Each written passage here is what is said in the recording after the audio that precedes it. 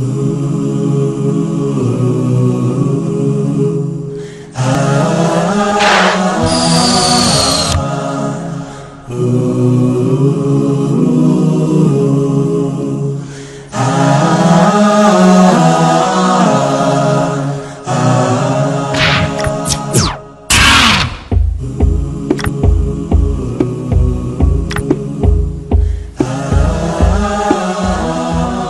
will not ask me on the day of judgment, is Osama bin Laden a terrorist or not? That is not my basis to pass the examination.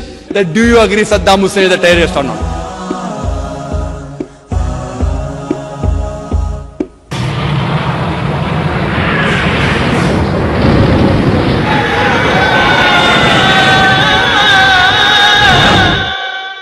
Alhamdulillah. Wassalatu wassalam ala Rasulillah wa ala alihi wa sahbihi ajmain. Amma ba'd. A'udhu billahi minash shaitanir rajim. Bismillahir rahmanir rahim. Wa qul ja'al haqq wa zaqal batil. Innal batila kana zahuqa. Rabbi shrah li sadri wa yassir li amri wahlul 'uqdatam min lisani yafqahu qawli. সম্মানিত প্রধান অতিথি doctor Richard Haynes, doctor অমর Sinha, mister Krishna অর্চন চৌরাশিয়া, অন্যান্য অতিথি এবং আমার সম্মানিত ভাই ও বোনেরা, আমি আপনাদের সবাইকে ইসলামিক শুভেচ্ছার সাথে স্বাগতম জানাচ্ছি। আসসালামু আলাইকুম ওয়া রাহমাতুল্লাহি ওয়া বারাকাতুহু। আল্লাহ তাআলার অশেষ রহমত, বরকত ও শান্তি বর্ষিত হোক আপনাদের সকলের উপর। আজকের বিকেলের আলোচনার বিষয়বস্তু হচ্ছে সন্ত্রাসবাদ, জিহাদ এবং ইসলামিক প্রেক্ষাপট। আপনাদের অনেকেরই হয়তো জানা আছে যে সমগ্র বিশ্বের শতকরা 20 জনেরও বেশি লোক হচ্ছে মুসলমান, অর্থাৎ পৃথিবীর 1/5 লোক হচ্ছে মুসলমান। কিন্তু দুঃখের বিষয় এই যে ইসলাম এমন একটি ধর্ম যার সম্পর্কে আছে অনেক ভ্রান্ত ধারণা, আর যে ধর্মটা সম্পর্কে এই পৃথিবীর ম্যাক্সিমাম ধর্মের বেশিরভাগ মানুষেরই একটি ভ্রান্ত ধারণা আছে, সেই ধর্মটি হচ্ছে ইসলাম। তারপরও ইসলামের অনুসারীদের সংখ্যা বেড়েই চলেছে সর্বোচ্চ হারে। এইসব ভ্রান্ত ধারণা জন্ম নিয়েছে বিশেষ করে বিগত 2001 সালের 11 সেপ্টেম্বর থেকে। বর্তমানে 1 নম্বরে আছে যে ভ্রান্ত ধারণাটি, তা হলো ইসলামে সন্ত্রাস ও জিহাদ। যখন কোনো অমুসলিম তার সামনে কোনো মুসলমানকে দেখে, তখনই তার মাথায় একটি চিন্তা আসে, এই লোকটি কি প্রকৃত মুসলমান নাকি জঙ্গি সন্ত্রাসী। মৌলবাদী শব্দটির অর্থ কি? মৌলবাদী হচ্ছে এমন একজন ব্যক্তি যিনি বিশেষ কোনো বিষয়ের মৌলিকত্বকে কঠোরভাবে মেনে চলেন। উদাহরণস্বরূপ, যদি কোনো ডাক্তারকে ভালো ডাক্তার হতে হয় তবে তাকে অবশ্যই চিকিৎসা শাস্ত্রের মৌলিকত্ব সম্পর্কে ভালোভাবে জানতে হবে। আর যদি সে একজন মৌলবাদী না হয় তাহলে সে কখনোই ভালো ডাক্তার হতে পারবে না। একজন বিজ্ঞানীকে ভালো বিজ্ঞানী হতে হলে বিজ্ঞানের মৌলিক বিষয় সম্পর্কে তাকে ভালোভাবে জানতে হবে, আর যদি সে ভালোভাবে না জানে তাহলে সে ভালো বিজ্ঞানী হতে পারবে না। একজন গণিতবিদের ক্ষেত্রেও বিষয়টি একই। গণিতবিদকেও একজন মৌলবাদী হতে হবে। যদি গণিত বিষয়ে তিনি মৌলবাদী না হন তাহলে কখনোই তিনি ভালো গণিতবিদ হতে পারবেন না। আপনি সকল মৌলবাদীকে এক পাল্লায় ওজন দিতে পারেন না, কারণ ভালোও আছে মন্দও আছে। তাদের মধ্যে থেকে মৌলবাদের বিষয়ের উপর ভিত্তি করে আপনাকে বিচার করতে হবে কে ভালো মানুষ আর কে খারাপ মানুষ। যেমন ধরুন, একজন ব্যক্তি যে প্রকৃতপক্ষে একজন ডাকাত বা একজন চোর, যার পেশা হচ্ছে ডাকাতি করা বা চুরি করা, সে সমাজের জন্য একটা অভিশাপ, সে কখনোই ভালো মানুষ নয়। অন্যদিকে যদি আপনি একজন প্রকৃত ডাক্তারকে জানেন যার কাজ হচ্ছে মানুষের জীবন রক্ষা করা, তাহলে সে সমাজের জন্য উপকারী, একজন ভালো মানুষ। আপনি সকল মৌলবাদীকে একই মাপকাঠিতে পরিমাপ করতে পারেন না, কারণ এদের মধ্যে ভালো আছে এবং খারাপ আছে। যার যার ক্ষেত্র অনুযায়ী মৌলবাদীদের পরিমাপ করা উচিত। আমি একজন মুসলমান মৌলবাদী হিসেবে গর্ববোধ করি, কারণ আমি জানি, আমি মানি এবং আমি ইসলামের মৌলিকত্বকে ঠিকভাবে পরিচর্যা করি। এবং আমি এও জানি যে ইসলামে এমন একটি মৌলিকত্ব নেই যা কখনো মানবতা বিরোধী হতে পারে। এবং আমি চ্যালেঞ্জ করতে পারি, এই পৃথিবীতে একটিও মানুষ পাওয়া যাবে না যে প্রমাণ দেখাতে পারবে ইসলামের মৌলিকত্ব মানবতা বিরোধী। এমন কিছু মানুষ আছে যারা মনে করে যে ইসলামের কিছু শিক্ষা এবং কোরআনের কিছু শিক্ষা মানবতা বিরোধী, কিন্তু আপনি যখন এর একটি প্রাসঙ্গিক ব্যাখ্যা করবেন, এর প্রেক্ষাপট তুলে ধরবেন, তখন একটি লোকও আপনি খুঁজে পাবেন না যে বলবে ইসলামের মৌলিকত্বের মধ্যে মানবতা বিরোধী কিছু আছে। এই কারণে আমি গর্ব করে বলতে পারি যে আমি একজন মৌলবাদী মুসলমান, এবং আমি জোর দিয়ে বলতে পারি যে একজন হিন্দুকে হিন্দু ধর্মে পরিপূর্ণতা লাভ করতে হলে তার ধর্মে তাকে মৌলবাদী হতে হবে, নইলে সে পরিপূর্ণ হিন্দু নয়। একজন খ্রিস্টানকে খ্রিস্টান ধর্মে তার জীবনে পরিপূর্ণতা আনতে হলে তাকে খ্রিস্টান ধর্মে মৌলবাদী হতে হবে, নইলে সে ভালো খ্রিস্টান নয়। যদি আপনারা পড়েন ওয়েবস্টারের অভিধানটি, তাহলে জানতে পারবেন যে মৌলবাদ শব্দটি প্রথম আবিষ্কারের পর একদল আমেরিকান খ্রিস্টানের পরিচয়ের জন্য সেটি ব্যবহার হতো, যাদের বলা হতো প্রোটেস্ট্যান্ট খ্রিস্টান। সেটি বিংশ শতাব্দীর শুরুর দিকে, কারণ তারা গির্জার প্রতি আপত্তি জানায়। পূর্বে খ্রিস্টান গির্জায় এটা বিশ্বাস ছিল যে বাইবেলের আদেশ সব ছিল খোদা প্রদত্ত, কিন্তু প্রোটেস্ট্যান্ট খ্রিস্টানরা প্রতিবাদ করে এবং বলে যে শুধু বাইবেলের আদেশই নয়, আদেশ, শব্দ, বর্ণ সব খোদা প্রদত্ত। যদি কোনো ব্যক্তি প্রমাণ করতে পারে যে বাইবেলের শব্দগুলো খোদা প্রদত্ত, তাহলে সে মৌলবাদীদের পদক্ষেপ সফল পদক্ষেপ। আর যদি কেউ প্রমাণ করতে পারে যে বাইবেলের শব্দগুলো খোদা প্রদত্ত নয়, তাহলে সেটি ভালো পদক্ষেপ নয়। যদি আপনি অক্সফোর্ড অভিধানটি পড়েন, তাহলে জানতে পারবেন যে মৌলবাদী হচ্ছে এমন একজন ব্যক্তি যিনি যে কোনো ধর্মের সত্যতা নিয়ে কঠোরভাবে সাধনা করে থাকেন। যদি আপনি অক্সফোর্ড ডিকশনারির নতুন সংস্করণটি পড়েন, তাহলে দেখবেন সেখানে সামান্য পরিবর্তন আছে। সেটা হলো, সেই মৌলবাদী এমন একজন ব্যক্তি যিনি যে কোনো ধর্মের সত্যতা নিয়ে কঠোরভাবে সাধনা করে থাকেন, বিশেষ করে ইসলাম। পরিবর্তিত সংস্করণে বিশেষ করে ইসলাম শব্দগুলো যোগ করা হয়েছে।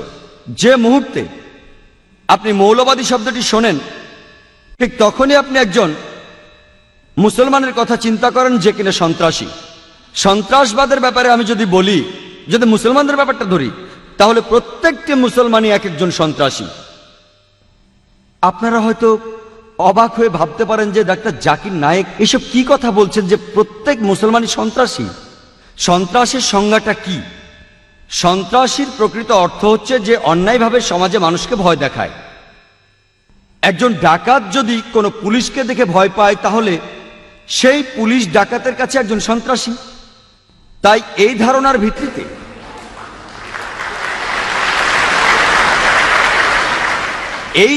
ভিত্তিতে ডাকাতের কাছে প্রতিটি মুসলমানই এক একজন সন্ত্রাসী। যখন একজন ডাকাত মুসলমানকে দেখে তখন সে ভয় পায়, যখন একজন ধর্ষণকারী মুসলমানকে দেখে তখন সে ভয় পায়।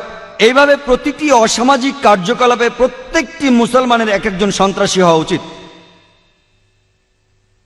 আমি মনে করি সন্ত্রাসী শব্দটি এমন একজন ব্যক্তির ক্ষেত্রে প্রযোজ্য যে অন্য কোনো নিরীহ ব্যক্তিকে ভয়ভীতি প্রদর্শন করে। এক্ষেত্রে কোনো মুসলমান কোনো নিরীহ ব্যক্তিকে ভয়ভীতি প্রদর্শন করে না। মুসলমানদের উচিত পরিকল্পনা অনুসারে অসামাজিক কাজের বিরুদ্ধে রুখে দাঁড়ানো,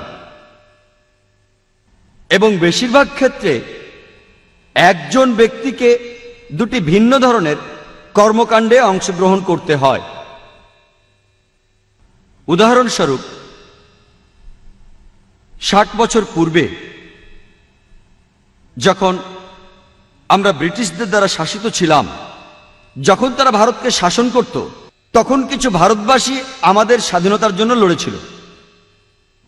এই কতিপয় ভারতবাসী ব্রিটিশ সরকারের কাছে সন্ত্রাসী হিসেবে পরিচিত ছিল, কিন্তু ওই সকল ব্যক্তি আবার সাধারণ ভারতবাসীর কাছে পরিচিত ছিল একজন দেশপ্রেমিক এবং মুক্তিযোদ্ধা হিসেবে। একই ব্যক্তি, একই কর্মকাণ্ড, কিন্তু পরিচয় হচ্ছে দুটো। এক দলের কাছে তাদের পরিচয় হচ্ছে সন্ত্রাসী, আরেক দলের কাছে মুক্তিযোদ্ধা, দেশপ্রেমিক। একই ব্যক্তি, একই কর্মকাণ্ড, পরিচয় হচ্ছে তা দুটো। সুতরাং কোনো ব্যক্তিকে কোনো লেভেলে ফেলতে হলে আপনাকে খুঁজে বের করতে হবে যে সেই ব্যক্তিকে ওই লেভেলে ফেলার কারণটা কি। যদি আপনি একমত হন ব্রিটিশ সরকারের সাথে যে ব্রিটিশদের এই ভারত শাসন করা উচিত, তাহলে আপনি ওই ব্যক্তিদের সন্ত্রাসী বলতেই পারেন। কিন্তু আপনি যদি একমত হন ভারতবাসীর সাথে যে ব্রিটিশরা ভারতে এসেছিল শুধু ব্যবসা করতে, শাসন করতে নয়, তাহলে ওই ব্যক্তিদের আপনি বলবেন মুক্তিযোদ্ধা। দেখুন, একই ব্যক্তি, একই কর্মকাণ্ড, পরিচয় হচ্ছে তা দুটো। এখন আমি আপনাদের কাছে একজনের নাম বলবো, তিনি নেলসন ম্যান্ডেলা, যিনি রাষ্ট্রপতি ছিলেন নতুন স্বাধীন দক্ষিণ আফ্রিকার। এর আগে যে সরকার ছিল শ্বেতাঙ্গদের সরকার, তারা ম্যান্ডেলাকে আখ্যায়িত করেছিল একজন সন্ত্রাসী হিসেবে, আর আফ্রিকানদের কাছে ওই ম্যান্ডেলাই একজন বীর হিসেবে পরিচিত। একই ব্যক্তিকে শ্বেতাঙ্গরা বলল সন্ত্রাসী, আর কৃষ্ণাঙ্গরা তাকে বলল বীর। একই ব্যক্তি, একই কর্মকাণ্ড, পরিচয় তার দুটো। যদি আপনি একমত হন দক্ষিণ আফ্রিকার শ্বেতাঙ্গ সরকারের সাথে যে আপনার গায়ের রং আপনাকে সর্বশ্রেষ্ঠ করেছে এবং আপনার গায়ের রংটি হচ্ছে সাদা, তাহলে আপনি নেলসন ম্যান্ডেলাকে এই পৃথিবীর শ্রেষ্ঠ সন্ত্রাসী মনে করতে পারেন। কিন্তু আপনি যদি একমত হন আফ্রিকানদের অর্থাৎ দক্ষিণ আফ্রিকার অধিবাসীদের সাথে যে আপনার গায়ের রং আপনাকে সর্বশ্রেষ্ঠ করে না, যেমন আল কোরআনের সূরা হুজুরাতের 13 নম্বর আয়াতে বলা হয়েছে যে ইয়া আইয়ুহান নাসু ইন্না খালাকনাকুম মিন যাকরিন ওয়া উনসা ওয়া জাআলনাকুম শুউবান ওয়া ক্বাবাইলা লিতাআরাফু ইন্না আক্রামাকুম ইনদাল্লাহি আতকাকুম ইন্নাল্লাহা আলিমুন খাবীর। হে মানব জাতি, আমি তোমাদের সৃষ্টি করেছি এক জোড়া নরনারী থেকে এবং তোমাদের বিভক্ত করেছি জাতি ও গোত্রে, যাতে তোমরা একে অপরকে চিনতে পারো, অন্যের সহিত পরিচিত হতে পারো। এবং আল্লাহ তাআলার চোখে সবচেয়ে সম্মানিত ব্যক্তি হলেন মুত্তাকি। আল্লাহ মানুষের বর্ণ, লিঙ্গ, সম্পদের উপর বিচার করেন না, বিচার করেন তাকওয়ার উপর। এটা হলো নিরপেক্ষতা, ধর্মতান্ত্রিকতা এবং খোদার প্রতি সচেতনতা। আপনি যদি কোরআনের সাথে একমত হন এবং যেভাবে আমাদের মহানবী সাল্লাল্লাহু আলাইহি ওয়াসাল্লাম বিদায় হজ্জের সময় বলেছিলেন যে আজ থেকে সমস্ত ভেদাভেদ শেষ হয়ে গেল, তিনি বলেন অনারবদের কাছে আরবরা শ্রেষ্ঠ নয়, আরবদের কাছে অনারবরা শ্রেষ্ঠ নয়, শ্বেতাঙ্গদের কাছে কৃষ্ণাঙ্গরা শ্রেষ্ঠ নয়, কৃষ্ণাঙ্গদের কাছে শ্বেতাঙ্গরা শ্রেষ্ঠ নয়, একমাত্র নৈতিক মূল্যবোধ ছাড়া। তাই যদি আপনি কোরআনের দৃষ্টি এবং আমাদের প্রিয় নবী হযরত মুহাম্মদ সাল্লাল্লাহু আলাইহি সাল্লামের সঙ্গে একমত হন, তাহলে আপনি ম্যান্ডেলাকে সন্ত্রাসী না বলে এমন একজন ব্যক্তি হিসেবে আখ্যায়িত করবেন যে তার অধিকারের জন্য লড়াই করেছে। তাই কোনো ব্যক্তি যদি আরেক ব্যক্তিকে কোনো স্তরে ভাগ করতে চায়, তবে তাকে অবশ্যই এর যথাযথ কারণ দেখাতে হবে। ইসলামে আলোচিত ভুল ধারণাগুলোর মধ্যে দ্বিতীয় আলোচ্য বিষয়টি হচ্ছে জিহাদ। এবং জিহাদের অর্থ সম্বন্ধে শুধুমাত্র অমুসলমানদের মাঝে নয়, এমনকি মুসলমানদের মাঝেও ভুল ধারণা আছে। বেশিরভাগ মানুষই, মুসলমান হোক আর অমুসলমানই হোক, তারা মনে করে যে কোনো মুসলমান যুদ্ধ করুক, যে কোনো যুদ্ধ যে কোনো কারণেই করুক না কেন, সেটা যে কোনো ব্যক্তিগত ব্যাপারে হতে পারে, রাজনৈতিক ব্যাপারে হতে পারে, দেশের ব্যাপারে হতে পারে, ভাষাগত ব্যাপারে হতে পারে, যে কোনো কারণে মুসলমান যুদ্ধ করলেই সেটা হলো জেহাদ। অমুসলমানরা এবং এমনকি মুসলমানরাও একটি ভুল করে যে কোনো মুসলমান যুদ্ধ করলেই তাকে নাম দেয় জেহাদ। এই জেহাদ শব্দটি এসেছে আরবি শব্দ জাহদা থেকে, যার মানে চেষ্টা করা, যার মানে পরিশ্রম করা, যার মানে উদ্যমী হওয়া। এবং ইসলামিক অভিধান অনুযায়ী জিহাদ শব্দটির অর্থ কারো অসৎ প্রবৃত্তির বিরুদ্ধে সর্বশক্তি দিয়ে লড়াই করা। জিহাদের অর্থ হলো চেষ্টা করা, সমাজের উন্নতি করা। এর মানে যুদ্ধক্ষেত্রে যুদ্ধ করে আত্মরক্ষা করাকেও বোঝায়, এবং এর অর্থ অন্যায় এবং অত্যাচারের বিরুদ্ধে লড়াই করা। জিহাদ, যে মূল শব্দ জাহাদা থেকে এসেছে, তার অর্থ পরিশ্রম করা, তার অর্থ চেষ্টা করা। উদাহরণস্বরূপ, যদি কোনো ছাত্র চেষ্টা করে পরীক্ষায় পাশ করার জন্য, তাহলে তাকে আরবিতে বলে সে জিহাদ করছে, সে চেষ্টা করছে, পরীক্ষায় পাশের জন্য সে পরিশ্রম করছে।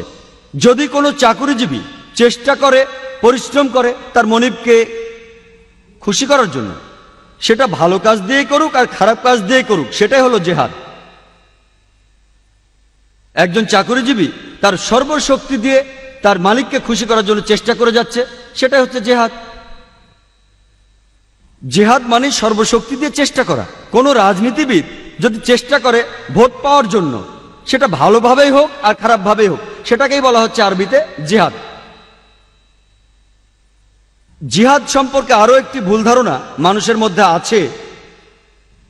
যে কোনো মানুষই ভাবে, মুসলমান হোক আর অমুসলমান হোক, যে জিহাদ শুধুমাত্র মুসলমানরাই করে থাকে।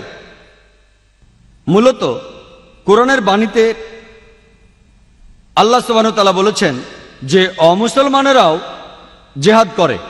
পবিত্র কোরআনের সূরা লোকমানের 14 নম্বর আয়াতে উল্লেখ করা আছে যে আমি মানবজাতিকে তাদের পিতামাতার প্রতি সহানুভূতিশীল থাকার নির্দেশ দিয়েছি, ঠিক যেভাবে তাদের মা অনেক যন্ত্রণা পেয়ে জন্ম দিয়েছেন এবং বছরের পর বছর লালন পালন করেছেন।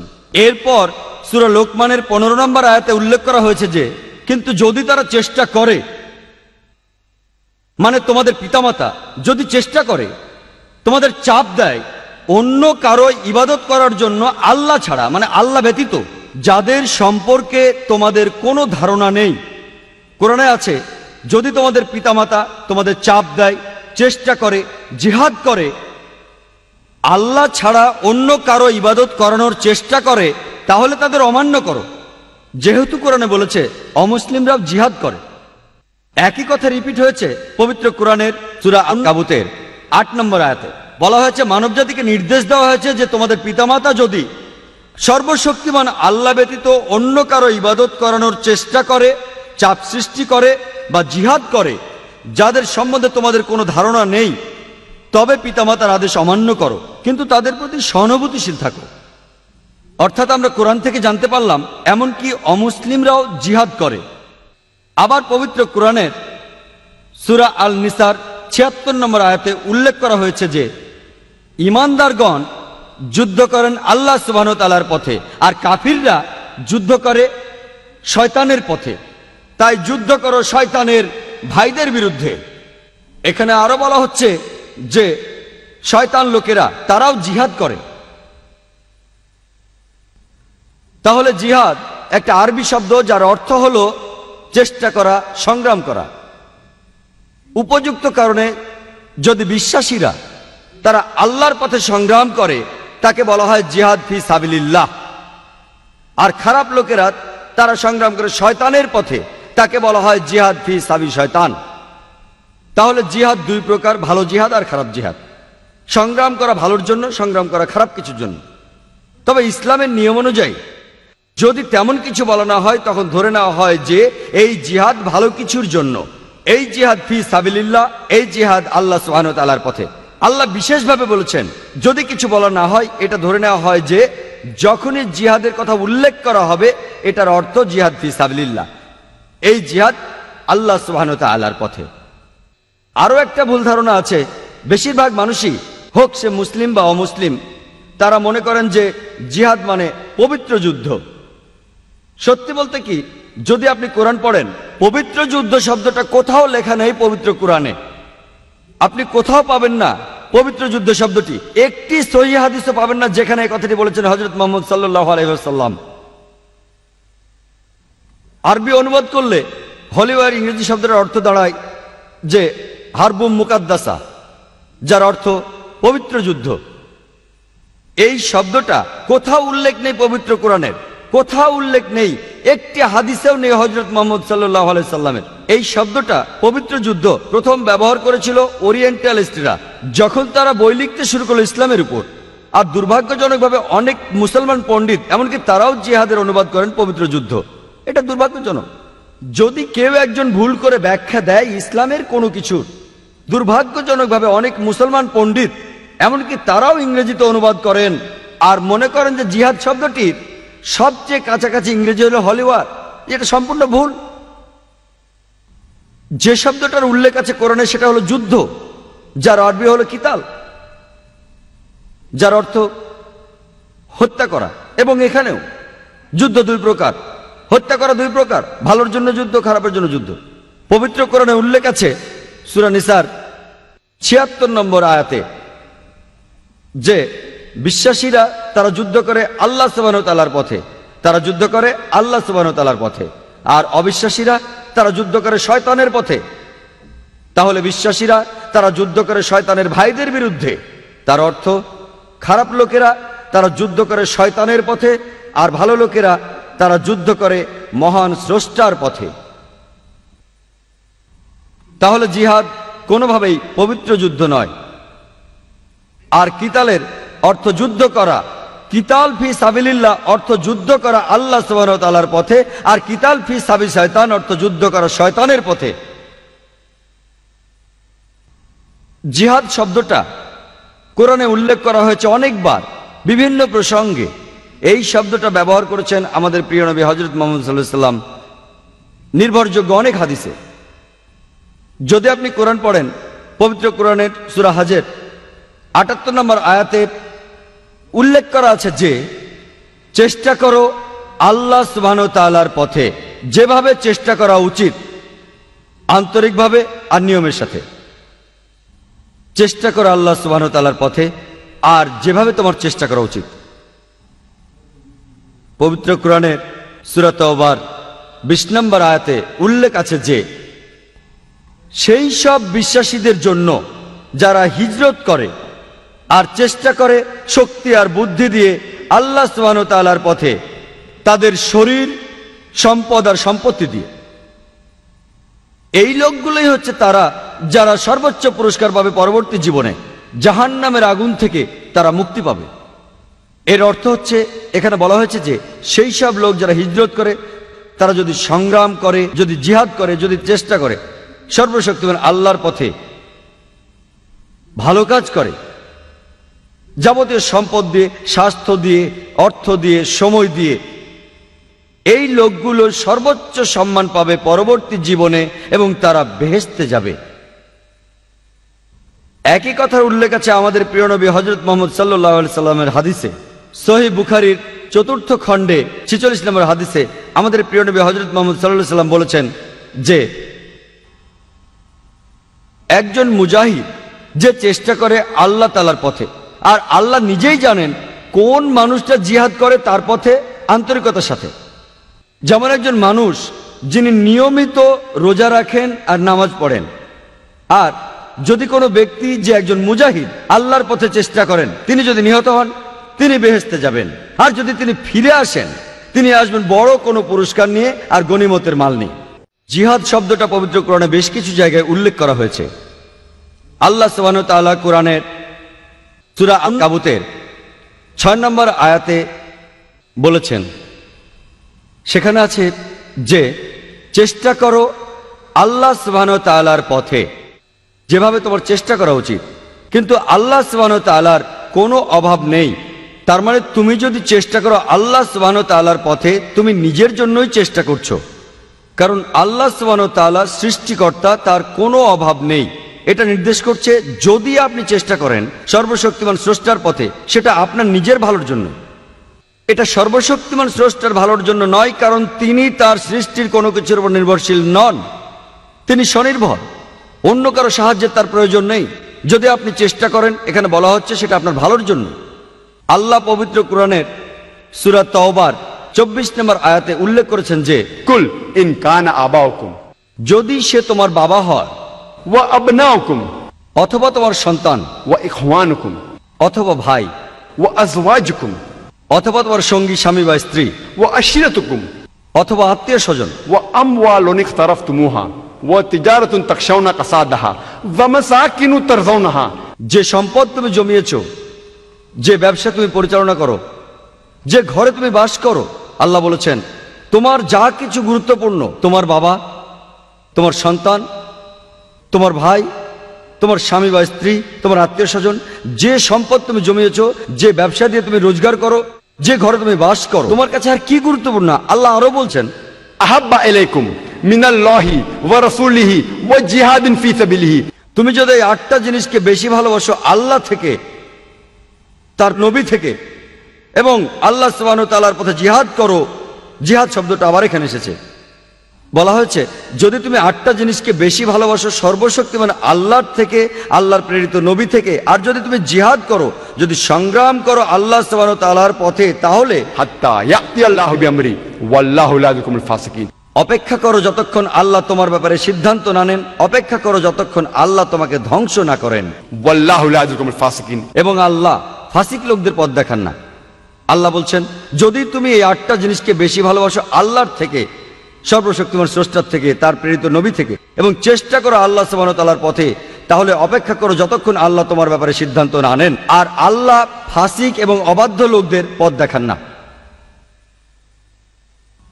আর আপনি অনেক হাদিস পাবেন আমাদের প্রিয় নবী হযরত মুহাম্মদ সাল্লাল্লাহু আলাইহি ওয়াসাল্লামের, তিনি জিহাদ সম্পর্কে বলেছেন। এটা উল্লেখ করা আছে সহিহ বুখারী 4th খণ্ডের হাদিস নাম্বার 2784-তে। এখানে বলা হয়েছে হযরত আয়েশা রাদিয়াল্লাহু তাআলা আনহা, তিনি হযরত মুহাম্মদ সাল্লাল্লাহু আলাইহি ওয়াসাল্লামের স্ত্রী, জিজ্ঞেস করলেন হযরত মুহাম্মদ সাল্লাল্লাহু আলাইহি ওয়াসাল্লামকে আমাদেরকে জিহাদে যাওয়া উচিত নয়, এবং মহানবী সাল্লাল্লাহু আলাইহি সাল্লাম বললেন তোমাদের জন্য সর্বশ্রেষ্ঠ জিহাদ হলো একটি নির্ভুল হজ। অন্য আরেকটি জায়গায় এটার উল্লেখ আছে সহিহ বুখারীর 5792 নম্বর হাদিসে, যে একজন লোক মহানবী সাল্লাল্লাহু আলাইহি সাল্লামের কাছে আসলো এবং বলল যে আমার কি জিহাদে যাওয়া উচিত? আর এখানে জিহাদ সংগ্রাম করা বলতে বোঝানো হচ্ছে খারাপ লোকদের বিরুদ্ধে যুদ্ধ করা। তো লোকটা জিজ্ঞেস করলো আমার কি জিহাদে যাওয়া উচিত খারাপ লোকদের বিরুদ্ধে যুদ্ধ করতে? তখন হযরত মুহাম্মদ সাল্লাল্লাহু আলাইহি ওয়াসাল্লাম জিজ্ঞেস করলেন তোমার কি বাবা মা আছেন? লোকটা বলল আছে। মহানবী সাল্লাল্লাহু আলাইহি ওয়াসাল্লাম বললেন তোমার জন্য সর্বশ্রেষ্ঠ জিহাদ হলো তোমার বাবা মায়ের সেবা করা। অন্য আরেকটি জায়গায় যেটার উল্লেখ আছে সুনান নিসাইতে হাদিস নাম্বার 4209, যে এক লোক মহানবী সাল্লাল্লাহু আলাইহি ওয়াসাল্লামকে জিজ্ঞেস করলো কোন জিহাদটি সর্বশ্রেষ্ঠ জিহাদ, এবং তিনি বললেন শ্রেষ্ঠ জিহাদ হচ্ছে সেই জিহাদ সব সময় সত্য কথা বলতে হবে অত্যাচারী শাসকের বিরুদ্ধে। এখানে আপনারা দেখলেন যে বিভিন্ন পরিস্থিতির কারণে সর্বশ্রেষ্ঠ জিহাদ, The best type of struggling keeps on differing. কোন সময় মহানবী বলেছেন শ্রেষ্ঠ জিহাদ হলো সঠিক নিয়মে হজ করা, That is the perfect pilgrimage. আরেক জায়গায় মহানবী বলেছেন শ্রেষ্ঠ জিহাদ হলো তোমার বাবা মায়ের সেবা করা। অন্য আরেক জায়গায় মহানবী বলেছেন শ্রেষ্ঠ জিহাদ, শ্রেষ্ঠ সংগ্রাম, শ্রেষ্ঠ প্রচেষ্টা হলো সত্যি কথা বলা অত্যাচারী শাসকের বিরুদ্ধে। এবং প্রিয় নবী মুহাম্মদ সাল্লাল্লাহু আলাইহি ওয়াসাল্লাম বলেছেন, এটার উল্লেখ আছে সহিহ ইবনে হাব্বানে, যে মহানবী বলেছেন একজন মুজাহিদ যে চেষ্টা করে, একজন মুজাহিদ সেই ব্যক্তি যে চেষ্টা করে নিজের বিরুদ্ধে যুদ্ধ করে আল্লাহ সুবহানাহু ওয়া তাআলার কারণে, এবং আরেকজন মুহাজির যে দেশ ত্যাগ করে, হিজরত করে মন্দ থেকে ভালোর দিকে। এখানে আপনি পাবেন যে জিহাদ বিভিন্ন প্রসঙ্গে ব্যবহার করা হয়েছে, আর পরিস্থিতির উপর নির্ভর করে সর্বশ্রেষ্ঠ জিহাদ বিভিন্ন রকম হয়েছে। তাহলে জিহাদ সম্পর্কে ধারণা পেতে গেলে আপনাকে পড়তে হবে ইসলামের ধর্মগ্রন্থগুলি, অর্থাৎ পবিত্র কোরআন এবং সহিহ হাদিস মহানবী সাল্লাল্লাহু আলাইহি সাল্লামের। এবং এখানে আমরা দেখতে পাই পবিত্র কোরআনে আল্লাহ সুবহানাহু ওয়া তাআলা বলছেন সূরা বাকারার 208 নম্বর আয়াতে উল্লেখ করা আছে, বলা হয়েছে যে Ya ayyuhallazina amanu udkhulu fis-silmi kaffa.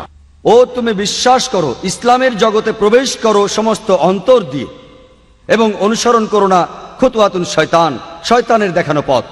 এখানে আল্লাহ নির্দিষ্ট করে বলেছেন যে ও তুমি বিশ্বাস করো, ও বিশ্বাসীরা অনুসরণ করো না শয়তানের দেখানো পথ। অনেক জায়গায় কোরআন বলছে শয়তানকে অনুসরণ করো না, কিন্তু এখানে আল্লাহ বলছেন অনুসরণ করো না শয়তানের দেখানো পথ। এখানে কি কোনো পার্থক্য আছে শয়তান আর শয়তানের দেখানো পথের মধ্যে? কেন আল্লাহ সুবহানাহু ওয়া তাআলা শব্দগুলি বদলালেন? এটার কারণ হলো, কারো যদি সামান্যতম ঈমান থাকে, বিশ্বাস থাকে, উদাহরণস্বরূপ বলা যায়, যদি কোনো যুবতী মেয়ে আসে এবং তাকে বলে যে চলো আমরা রাতে একসাথে থাকি, যেহেতু লোকটার বিশ্বাস আছে তাই সে বলবে না, কখনোই না, এটা সম্পূর্ণ নিষিদ্ধ, এটা গুনাহ এবং সে এটা করবে না। কিন্তু এই একই ব্যক্তি যার সামান্য বিশ্বাস আছে, যদি কোনো যুবতীর ফোন আসে, সে বলবে কোনো ক্ষতি নেই যুবতীর সাথে কথা বললে, তাই সে বারবার ফোনে কথা বলল। কিছুদিন পর সেই মেয়েটি বলল চলো আমরা একসাথে চা খাই বাইরে, আর কিছুদিন পর সে চা খেতে গেল। তখন সে ম্যাকডোনাল্ডসের মতো কোনো হোটেলে যেতে পারে আর ম্যাকডোনাল্ডসেই গেল। কিছুদিন পর তারা যেতে পারে কোনো রেস্টুরেন্টে ডিনার করার জন্য, এবং আর কিছুদিন পর তারা একসঙ্গে রাত কাটাতে পারে একটা হোটেলে। এটাই হলো খুতুয়াতুস শয়তান, শয়তানের দেখানো পথ। শয়তান আর শয়তানের দেখানো পথের মধ্যে পার্থক্য, যদি কোনো শয়তান নিজে কারো সামনে আসে যার বিশ্বাস আছে, সে সঙ্গে সঙ্গে শয়তানকে চিনতে পারবে এবং তার থেকে দূরে থাকবে। কিন্তু যদি শয়তানের দেখানো পথ সামনে আসে, এর মধ্যে আকর্ষণ আছে, শুধু একটা মেয়ের সাথে কথা বললে কি সমস্যা, শুধু একটু চা খেলে কি সমস্যা, কোনো সমস্যা নেই, শুধু ম্যাকডোনাল্ডসে বার্গার খাওয়া কোনো সমস্যা নেই, শুধু একটু ডিনার করা কোনো সমস্যা নেই, শুধু একটা রাত থাকা কোনো সমস্যা নেই। তাই আল্লাহ কোরআনে বলছেন, তিনি আমাদের জন্য পথ নির্দেশ দিয়েছেন, ও তোমরা বিশ্বাস করো, ইসলাম গ্রহণ করো অন্তর দিয়ে। ইয়া আইয়ুহাল্লাযীনা আমানু উদখুলু ফিস-সিলমি কাফা, এবং অনুসরণ করো না খুতুয়াতুশ শয়তান, শয়তানের দেখানো পথ, কারণ সে তোমার জন্য একটি ঘোষিত শত্রু। এবং সর্বশ্রেষ্ঠ উপায়গুলির একটি সর্বশ্রেষ্ঠ জিহাদ, একটি সর্বশ্রেষ্ঠ সংগ্রাম হলো তাদের কাছে সত্যের বাণী নিয়ে যাওয়া যারা এটা সম্পর্কে জানে না। একটি সর্বশ্রেষ্ঠ জিহাদ হলো দাওয়া, পৌঁছে দেওয়া ইসলামের সত্যের বাণী, সত্যকে পৌঁছে দেওয়া তাদের কাছে যারা এটা সম্পর্কে জানে না। এবং আল্লাহ পবিত্র কোরআনে সূরা আল ইমরানের 110 নম্বর আয়াতে উল্লেখ করেছেন যে কুনতুম খায়রা উম্মাতিন উখরিজাত লিন-নাস, ও মুসলমানেরা, তোমরা সমগ্র মানব জাতির মধ্যে সর্বশ্রেষ্ঠ। আল্লাহ আমাদের সম্মান দিয়েছেন এবং বলছেন মানব জাতির মধ্যে শ্রেষ্ঠ। কোন সম্মানই দায়িত্ব ছাড়া আসে না। আল্লাহ আরো বলছেন এবং আমাদের দায়িত্ব দিয়েছেন, তা'মিরুনা বিল মারুফ ওয়া তানহাউনা আনিল মুনকার ওয়া তু'মিনুনা বিল্লাহ, কারণ তুমি উৎসাহিত করো ভালো কাজে, নিষেধ করো খারাপ কাজে, আর তুমি আল্লাহকে বিশ্বাস করো। যে কারণে আল্লাহ সর্বশক্তিমান আমাদের মানব জাতির মধ্যে শ্রেষ্ঠ বলেছেন, সেটা হলো আমরা মানুষকে ভালো কাজে উৎসাহিত করি, খারাপ কাজে নিষেধ করি। যদি আপনি উৎসাহিত না করেন ভালো কাজে এবং যদি কোনো ব্যক্তিকে নিষেধ না করেন খারাপ কাজ করতে, সে মুসলমান বলে ডাকার যোগ্য নয়, সে এই নামে ডাকার উপযুক্ত নয়। খায়রা উম্মাহ, যারা মানুষের মধ্যে সর্বশ্রেষ্ঠ। তাই যে কারণে আমাদের এই সম্মান দেওয়া হয়েছে তা হলো ভালো কাজে মানুষকে উৎসাহিত করা এবং খারাপ কাজে নিষেধ করা। আর আমি শুরু করেছিলাম পবিত্র কোরআনের একটি আয়াত দিয়ে। সূরা ইসরার 81 নম্বর আয়াতে উল্লেখ আছে যে ওয়াকুল জাল হক ওয়া যাকাল বাতিল ইন্নাল বাতিলা কানা যাহুকা, যখন সত্যকে মিথ্যের মতো শোনায়, মিথ্যে ধ্বংস হয়, কারণ মিথ্যে তার নিজের কারণে নিজে ধ্বংস হতে বাধ্য। এটা একটা কর্তব্য প্রত্যেক মানুষের জন্য। তার উচিত হবে সত্যটা পৌঁছে দেয়া তাদের কাছে যারা এটা সম্পর্কে কিছুই জানে না। এটাই কারণ একটি প্রধান শর্ত, যে কোনো মানুষের বেহেশত পেতে হলে কিছু শর্ত পবিত্র কোরআনে সূরা আল আসরের 1 থেকে 3 নম্বর আয়াতে উল্লেখ করা হয়েছে যে ওয়াল আসর ইন্নাল ইনসানা লাফি খসর ইল্লাল্লাযিনা আমানু ওয়া আমিলুস সলিহাতি ওয়া তাওয়াসাউ বিল হক্কি ওয়া তাওয়াসাউ বিস সাবর। সময়ের সাথে সাথে সবকিছুই হারিয়ে যাবে, শুধু থাকবে যাদের বিশ্বাস আছে, যারা ভালো কাজ করে, যারা মানুষকে সত্যের পথে নিয়ে আসে এবং যারা মানুষকে ধৈর্য ও অধ্যবসায়ের পথে নিয়ে আসে। শুধুমাত্র বিশ্বাস আপনাকে বেহেশতে নিয়ে যেতে পারে না, বিশ্বাসের পাশাপাশি আপনাকে ভালো কাজ করতে হবে, মানুষকে সত্যের পথে নিয়ে আসতে হবে এবং মানুষকে ধৈর্য আর অধ্যবসায়ের পথে আনতে হবে। যদি এর কোনো একটি শর্ত পূরণ না হয়, সাধারণ অবস্থায় কোরআনের আয়াত অনুযায়ী আপনি প্রবেশ করতে পারবেন না জান্নাতে, আপনি পাবেন না বেহেশত। এবং আজকে আমরা দেখি যে আন্তর্জাতিক মিডিয়া, হোক সেটা স্যাটেলাইট টিভি চ্যানেল, হোক সেটা খবরের কাগজ, হোক সেটা কোনো ম্যাগাজিন, আপনি দেখবেন যে ইসলামকে তোপের মুখে রাখা হয়েছে। এমনকি ইন্টারনেটেও বহু মিথ্যে খবর আছে ইসলাম সম্পর্কে। এবং আমি ব্যক্তিগতভাবেও রিচার্ড হেন্ডসের মন্তব্যের সাথে একমত, যিনি আমেরিকার কনসাল জেনারেল চেন্নাইতে। তিনি বলেছিলেন যে আমেরিকান জাতি কখনো ইসলামের বিরুদ্ধে নয়। আমি তার সাথে একমত। আমি বেশ কয়েকবার আমেরিকা গিয়েছি। আমেরিকার সমস্ত লোকজন আমি তার সাথে একমত। আমেরিকার সমস্ত লোকজন ইসলামের বিরুদ্ধে নয়। আর একই কথা আমি ইন্ডিয়ান ভাইদের বলছি যে ইন্ডিয়ান হিন্দুরা সবাই ইসলামের বিপক্ষে না, তারা বিপক্ষে না। আমাদের অনেক হিন্দু বন্ধু রয়েছে, কোনো সমস্যা নেই। এটা হতে পারে ছোট্ট একটা দল ইন্ডিয়ানদের নিজেদের সুবিধার জন্য তারা ইসলামের নিন্দা করে। এটা হতে পারে ছোট্ট একটা দল ইউরোপিয়ানদের নিজেদের লাভের জন্য তারা চেষ্টা করে ইসলামের নিন্দা করতে, তাদের নিজেদের ব্যক্তিগত কারণ। কিছু মানুষ কারণ তারা ক্ষমতা যেতে চায়। এটা একটা সহজ ভোট ব্যাংক, দুই ধর্মের মানুষকে আলাদা করে রাখা। কিছু মানুষ রাষ্ট্রপ্রধানের ভুলগুলোকে নিয়ে যায় অন্য পথে, তার চিন্তাটাকে অন্যদিকে নিয়ে যায়, অন্য আরেক ঘটনা তৈরি করে ইসলামকে তোপের মুখে রেখে। তাহলে আমি এটা মানছি যে জাতি হিসেবে পুরো আমেরিকা ইসলামের বিপক্ষে না, জাতি হিসেবে ভারতের অমুসলিমরা ইসলামের বিপক্ষে না, শুধুমাত্র সিলেক্টেড কিছু লোকজন, আর এই লোকগুলোই মিডিয়াকে কন্ট্রোল করছে। একবার টাইম ম্যাগাজিনে একটা আর্টিকেল এসেছিল এপ্রিল মাসের 16 তারিখ 1979 সালে। লেখা ছিল 60,000-এরও বেশি বই লেখা হয়েছে ইসলামের বিপক্ষে মাত্র 150 বছরের মধ্যে।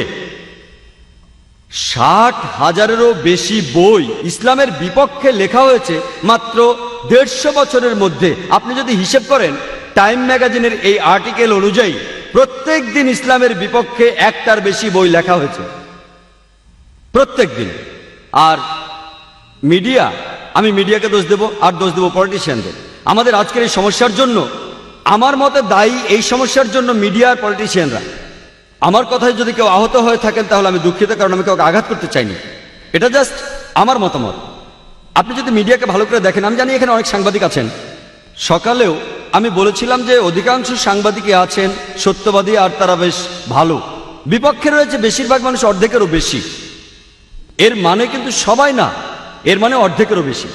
আর আপনি যদি ভালোভাবে দেখেন যে আজকে বিশেষভাবে মুসলমানদের টার্গেট করছে মিডিয়া। যেমন ধরুন, যদি কোনো মুসলমান মহিলা পরেন হিজাব, সে টার্গেট হবে। একই সাথে গির্জার নানদের দেখেন, তারাও কিন্তু পরে থাকেন একই রকম পোশাক, পুরো শরীর ঢাকা, মুখ আর হাতের কবজি থেকে খোলা থাকে। মানুষ তাদের শ্রদ্ধা করেন। কেন? পার্থক্যটা কোথায়? যদি কোনো মুসলমান দাড়ি রাখেন তার মানে হচ্ছে সে সন্ত্রাসী, কিন্তু শিখরা ওরাও দাড়ি রাখে, কোনো সমস্যা নেই। ওরা পাগড়ি পরে, তাতেও সমস্যা নেই।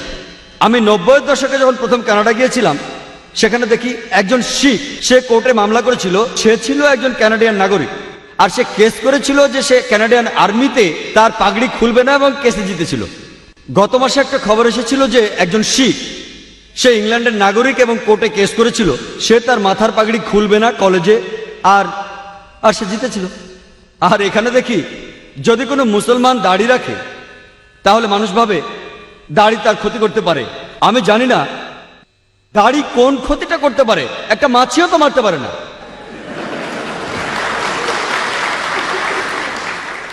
একটা টুপি কি ক্ষতি করতে পারে? কেউ কোনো অস্ত্র নিয়ে ঘুরে বেড়াচ্ছে, তাকে অ্যারেস্ট করুন, ভালো কথা। কেউ সন্দেহজনক কিছু নিয়ে বেড়াচ্ছে, তাকে প্রশ্ন করুন, ভালো কথা। কিন্তু চিন্তা করুন, দাড়ি একটা মাছিরও কিছু করতে পারে না। আর যদি ভালো করে দেখেন, বেশিরভাগ ধর্মেরই ধার্মিক লোকদের দাড়ি আছে। যীশু খ্রিস্ট, যিনি ইসলাম ধর্মেরও একজন নবী, আবার অনেক খ্রিস্টানেরাই উনাকে মনে করে তাদের সৃষ্টিকর্তা, উনারও দাড়ি ছিল।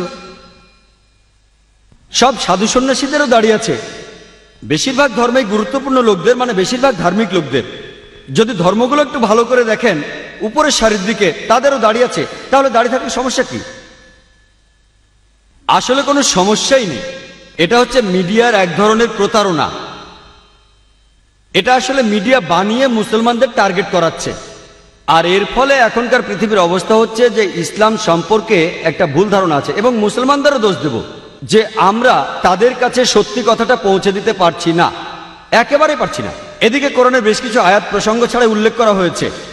আর কোরআনের একটা বিখ্যাত আয়াত যেখানে সমালোচকরা বলছে যে কোরআন বলছে যদি কোনো অমুসলিমকে দেখো তাকে মেরে ফেলো। আর ইন্ডিয়ার একজন বিখ্যাত সমালোচক যার নাম অরুণ সুরি, তিনি একটা বই লিখেছেন এ ওয়ার্ল্ড অফ ফতোয়া। তিনি কোরআনের উদ্ধৃতি দিয়ে লিখেছেন সূরা তাওবার 5 নম্বর আয়াতে উল্লেখ আছে, তার মধ্যে কোরআন বলছে যদি কোনো কাফেরের সাথে দেখা হয়, ব্র্যাকেটের মধ্যে হিন্দু, যদি কোনো কাফেরের সাথে দেখা হয় ব্র্যাকেটে হিন্দু, তাকে মেরে ফেলো, তার বিরুদ্ধে যুদ্ধের সব প্রস্তুতি নিয়ে রাখো। তাহলে ভেবে দেখুন, যদি কোনো সাধারণ নিরীহ হিন্দু এটা পড়ে, কোরআন বলে যদি কোনো হিন্দুর সাথে দেখা হয় তাকে মেরে ফেলো, তাহলে তখনই তার একটা প্রতিক্রিয়া হবে, লোকটা ইসলামের বিরুদ্ধে চলে যাবে। সমস্যা হচ্ছে কিছু হাতে গোনা লোক তাদের নিজেদের উদ্দেশ্য পূরণ করতে চাচ্ছে, কারণ তারাই এই বইগুলো লিখছে, যেমন এ ওয়ার্ল্ড অফ ফতোয়া। ইনিও অন্যান্য সমালোচকদের মতো কোরআনের উদ্ধৃতি দিয়েছেন। প্রথমে সূরা তাওবার 5 নম্বর আয়াত থেকে বলেছেন, আবার 5 নম্বর আয়াত থেকে 7 নম্বরে গেছেন সরাসরি। একজন জ্ঞানী লোক বুঝতে পারবেন কেন এটা করেছে, কারণ 6 নম্বর আয়াতই আসল চাবি, সব অভিযোগের উত্তর সেখানে। শানে নজুল সহ যদি সূরা তাওবা আপনারা পড়েন, এর প্রথম দিকে বলা হচ্ছে একটা শান্তি চুক্তির কথা মুসলমান আর মক্কার মুশরিকদের মধ্যে। এই শান্তি চুক্তিটা ইচ্ছা করে ভেঙেছিল মক্কার মুশরিকরাই।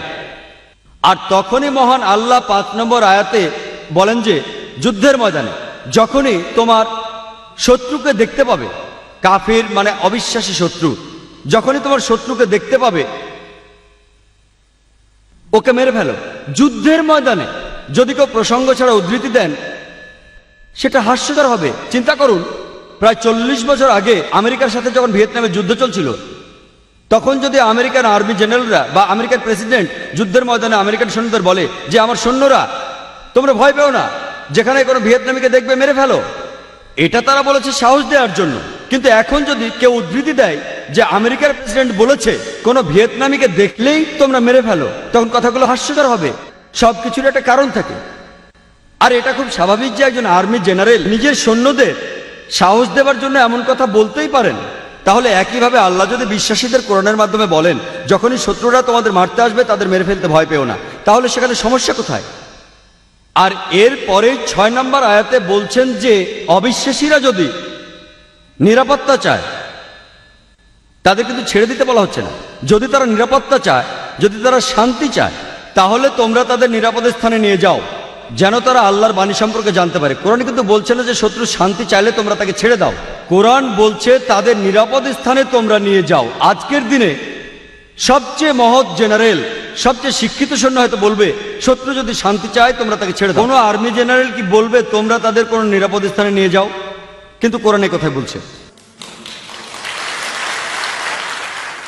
যদি আপনারা প্রসঙ্গ পড়েন তাহলে আপনারা কোরআনের আসল অর্থ বুঝতে পারবেন। আর আপনারা অন্য যে কোনো ধর্মগ্রন্থ পড়েন, আমি অনেক ধর্মগ্রন্থ পড়েছি, আমি Ramayana, Mahabharata, Bible, Old Testament, New Testament, শিখদের গ্রন্থ, জৈনদের গ্রন্থ সব পড়েছি। আর আপনারা দেখতে পাবেন যে প্রায় সবগুলো ধর্মগ্রন্থেই কোনো না কোনো জায়গায় যুদ্ধের কথা বলা হচ্ছে, হত্যা করার কথা বলা হচ্ছে। আমি উদ্ধৃতি দিতে পারি। বাইবেল পড়লে দেখবেন এক্সোডাসের গ্রন্থে ওল্ড টেস্টামেন্টের অধ্যায় 22 অনুচ্ছেদ 18 থেকে 20 বলেছে হত্যা করো। এক্সোডাসের 32 নম্বর অধ্যায় বলছে হত্যা করো। নাম্বারস বলছে হত্যা করো। নিউ টেস্টামেন্টে লুকের গসপেল সেখানেও বলা হচ্ছে হত্যা করো। যীশু খ্রিস্টের ওই গল্পটা হয়তো আপনারা জানেন। তিনি যখন গেতসেমানির বাগানে গিয়ে এক সৈন্যকে বললেন তোমাদের তরবারি বের করো, আর সৈন্যটা তখন তার তরবারি দিয়ে বাতাস কাটতে লাগলো। বুঝতেই পারছেন বেশিরভাগ ধর্মগ্রন্থে যুদ্ধকে অনুমোদন দেওয়া হয়েছে। যদি হিন্দু ধর্মগ্রন্থ পড়েন, মহাভারত তার মধ্যে একটা, তাই নয় কি? ভগবদ গীতা 2 নম্বর অধ্যায়ে আছে। আপনারা জানেন অর্জুনের খুব মন খারাপ যে তাকে তার আত্মীয়দের সাথে যুদ্ধ করতে হবে। অর্জুন বলছে কিভাবে আমার আত্মীয়দের এখানে হাজার হাজার মানুষের সামনে আমি হত্যা করব, কিভাবে আমি তাদের হত্যা করব? তাহলে এই অর্জুনকে তখন উপদেশ দিলেন তার ভগবান কৃষ্ণ। আর ভগবান কৃষ্ণ তাকে বললেন সত্যই সবচাইতে বড়, আর তুমি যখন সত্যের পক্ষে তখন তোমার শত্রুকে সেটা বড় কথা নয়, হোক তার আত্মীয় বা অন্য কিছু। আর কথাটা ঠিক, সত্যের জায়গা হচ্ছে অনেক উপরে, রক্তের সম্পর্কের চেয়েও। একই কথা পবিত্র কোরআনের সূরা নিসার 135 নম্বর আয়াতে বলা হয়েছে যে ইয়া আইয়ুহাল্লাযীনা আমানু, ও বিশ্বাসীরা সুবিচারের পক্ষে শক্ত হয়ে দাঁড়াও, সৃষ্টিকর্তার পক্ষে দাঁড়াও। এমনকি যদি তোমার বিপক্ষেও যায়, তোমার বাবা মার বিপক্ষে যায়, ধনী বা গরিবের বিপক্ষে যায়, নিশ্চয়ই আল্লাহ রক্ষাকারী। যদি আপনারা অন্যান্য ধর্মগ্রন্থগুলো পড়েন, প্রায় সব গ্রন্থে কোথাও না কোথাও কোনো না কোনো সময়ে যুদ্ধের কথা বলা হয়েছে। তার মানে এই না যে আপনি এক্সোডাস থেকে উদ্ধৃতি দেবেন অথবা ভগবদ্গীতা থেকে উদ্ধৃতি দিয়ে বলবেন যে এটা সবার জানা। ভগবদ্গীতা বলে তোমার আত্মীয়দের মেরে ফেলো, এটা প্রসঙ্গ ছাড়া উদ্ধৃতি। তাহলে বুঝতেই পারছেন যে ধর্মগুলোকে ভালোভাবে বুঝতে হলে আপনাকে যা করতে হবে তা হলো ধর্মগ্রন্থগুলো ভালোভাবে পড়া। আর যদি ধর্মগ্রন্থগুলো পড়েন তাহলে জানতে পারবেন সেখানে কি লেখা আছে, আর ওই গ্রন্থগুলো এইসব ধর্মের আসল উৎস। আপনারা জানেন যে পবিত্র কোরআনের সূরা আল মায়দার আয়াত নম্বর 32-এ বলছে, যদি কেউ কাউকে হত্যা করে, হোক সে মুসলিম বা অমুসলিম, যদি সেটা খুনের অপরাধ বা অন্য কোনো অন্যায়ের জন্য না হয়, তাহলে সে যেন পুরো মানুষ জাতিকে হত্যা করল। কোরআন বলছে যদি কোনো মানুষ, হোক সে মুসলিম বা অমুসলিম, কাউকে হত্যা করে, হোক সে মুসলিম বা অমুসলিম, সেটা যদি খুনের অপরাধ বা অন্য কোনো অন্যায়ের জন্য না হয়, তাহলে সে যেন পুরো মানুষ জাতিকে হত্যা করলো। এখানে আরো বলা হয়েছে, আর যদি কেউ কোনো মানুষকে বাঁচায়, তাহলে সে যেন পুরো মানুষ জাতিকে রক্ষা করলো। আর যখন কিতালের কথা আসে, আল্লাহ তাআলার পথে যুদ্ধ করার নামই হলো কিতাল। সেখানেও আছে কিছু নিয়ম কানুন। পবিত্র কোরআন এবং প্রিয় নবী মুহাম্মদ সাল্লাল্লাহু আলাইহি ওয়াসাল্লামের হাদিসে বলা হচ্ছে, যখন আর কোনো উপায় থাকে না, যখন যুদ্ধ করতে হবে শত্রুর সাথে, সেখানেও বেশ কিছু নিয়ম কানুন আছে। আর আল্লাহ পবিত্র কোরআনের সূরা বাকারার 190 নম্বর আয়াতে বলছেন যে তাদের সাথে যুদ্ধ করো যারা তোমাদের সাথে যুদ্ধ করে, কিন্তু বাড়াবাড়ি করো না, সীমা অতিক্রম করো না, কারণ আল্লাহ সীমা অতিক্রমকারীদের পছন্দ করেন না। এছাড়াও সূরা আল বাকারার 194 নম্বর আয়াতে বলা হয়েছে, যুদ্ধ করো যারা তোমাদের সাথে যুদ্ধ করে ততক্ষণ পর্যন্ত যতক্ষণ না শান্তি বিরাজ করে। কোরআন ও হাদিসে বারবার নিয়ম কানুনের কথা বলা হচ্ছে। যখন উপায় থাকবে না, এই নিয়ম মেনেই আল্লাহর পথে যুদ্ধ করতে হবে। সেখানে আপনারা দেখবেন যখন যুদ্ধ করব, আমরা মহিলাদের ক্ষতি করব না, আমরা শিশুদের ক্ষতি করব না, বাড়ির ভেতর বয়স্ক লোকদের ক্ষতি করব না, আমরা মন্দির ভাঙবো না, গির্জা ভাঙচুর করব না, আমরা গাছপালা পোড়াবো না, গাছপালা কেটে ফেলবো না, আমরা শস্য ক্ষেত পোড়াবো না, পশু পাখি হত্যা করবো না, এমন আরো অনেক নিয়ম মানতে হবে। একটা বইয়ের কথা বলি যেটা লিখেছেন রামকৃষ্ণ রাও, সেটা লিখেছেন মহানবী হযরত মুহাম্মদ সাল্লাল্লাহু আলাইহি ওয়াসাল্লামের জীবনের উপরে। তিনি লিখেছেন যে আমাদের নবীর জীবদ্দশায় যতগুলো যুদ্ধ হয়েছে সেই সময়ে মোট 22 বছরে, তিনি নিজে থেকে একটা হিসেব বের করেছেন যে 1018 জন মানুষ মারা গেছে ওই যুদ্ধে। কতজন? 1018 জন। আপনারা প্রথম বিশ্বযুদ্ধের পরিসংখ্যান জানেন? কতজন মানুষ মারা গিয়েছিল? কতজন মারা গিয়েছিল? কতজন? 2 কোটি মানুষ, 1 কোটি সৈন্য, 1 কোটি সাধারণ মানুষ। দ্বিতীয় বিশ্বযুদ্ধ 3 কোটি মানুষ মারা গিয়েছিল আর 3.5 কোটি আহত হয়েছিল। তুলনা করেন। আপনারা যদি পেছনের দিকে ভালো করে তাকান, তাহলে কোরআনের আয়াতগুলোর অর্থ এবং তাৎপর্য খুব ভালোভাবে উপলব্ধি করতে পারবেন। একটা খুব কমন অভিযোগ আছে ইসলামের বিরুদ্ধে, যেটা 1 নম্বর অভিযোগ, একটা ভুল ধারণা যে ইসলামের প্রসার ঘটেছে তরবারির মাধ্যমে। ইসলাম শব্দটা এসেছে সালাম থেকে, যার অর্থ শান্তি। ইসলাম এসেছে সালাম থেকে, যার অর্থ শান্তি, যার অর্থ স্রষ্টার কাছে নিজের ইচ্ছাকে সমর্পণ করা। যখন কেউ মহান স্রষ্টার কাছে নিজের ইচ্ছাকে সমর্পণ করে শান্তির জন্য, তখন সে মুসলমান। চিন্তা করুন, যদি আপনারা অনুবাদ করেন যে ইসলাম ছড়ানো হয়েছে তরবারি দিয়ে, তার মানে শান্তি ছড়ানো হয়েছে তরবারি দিয়ে। আর ইসলাম প্রথাগতভাবে যুদ্ধের বিপক্ষে কথা বলে, কিন্তু কোনো উপায় না থাকলে শক্তি প্রয়োগ করা যাবে। আর এটা তো সবারই জানা আছে, এই পৃথিবীর প্রত্যেকটা দেশেই পুলিশ আছে, এই পুলিশও শক্তি প্রয়োগ করে। যখন কোনো সাধারণ মানুষ, কোনো নাগরিক বা অন্য কেউ সেই দেশের আইন ভঙ্গ করে, পুলিশ তখন শক্তি প্রয়োগ করে সেই দেশের শান্তি রক্ষা করার জন্য। তাহলে প্রত্যেক দেশে পুলিশ আছে, তারা শক্তি প্রয়োগ করে, সঙ্গে অস্ত্র রাখে। এদিকে ইসলাম কিন্তু যুদ্ধের বিপক্ষে, প্রধানত শান্তির কথা বলে, আর কোনো উপায় না থাকলে। কারণ কিছু মানুষ আছে শান্তি চায় না, তারা চায় না যে সবাই শান্তিতে থাকুক। ওদেরকে কন্ট্রোল করার জন্য শেষ উপায় হিসেবে ইসলাম শক্তি প্রয়োগ আর যুদ্ধের অনুমতি দেয়। শেষ উপায় হিসেবে ইসলাম তরবারে দিয়ে ছড়ানো হয়েছে, এই ভুল ধারণাটার উত্তর বেশ ভালোভাবেই দিয়েছেন একজন বিখ্যাত ঐতিহাসিক যার নাম ডি লেসি ওলেরি। তিনি তার বই ইসলাম অ্যাট দ্য ক্রস রোডের 8 নম্বর পৃষ্ঠায় লিখেছেন যে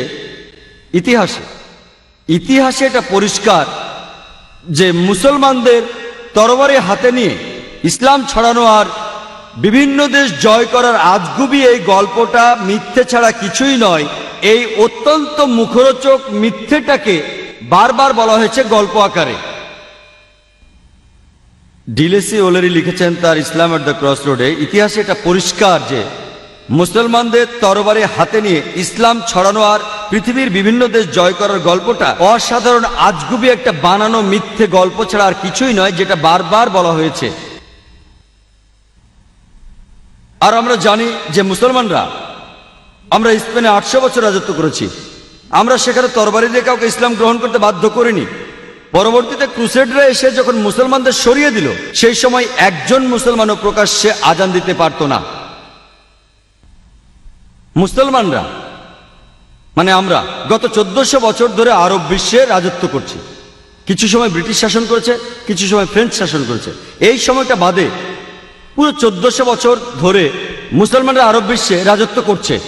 আর এখন এই আরব বিশ্বের প্রায় 1.5 কোটিরও বেশি লোক হলো কপ্টিক খ্রিস্টান।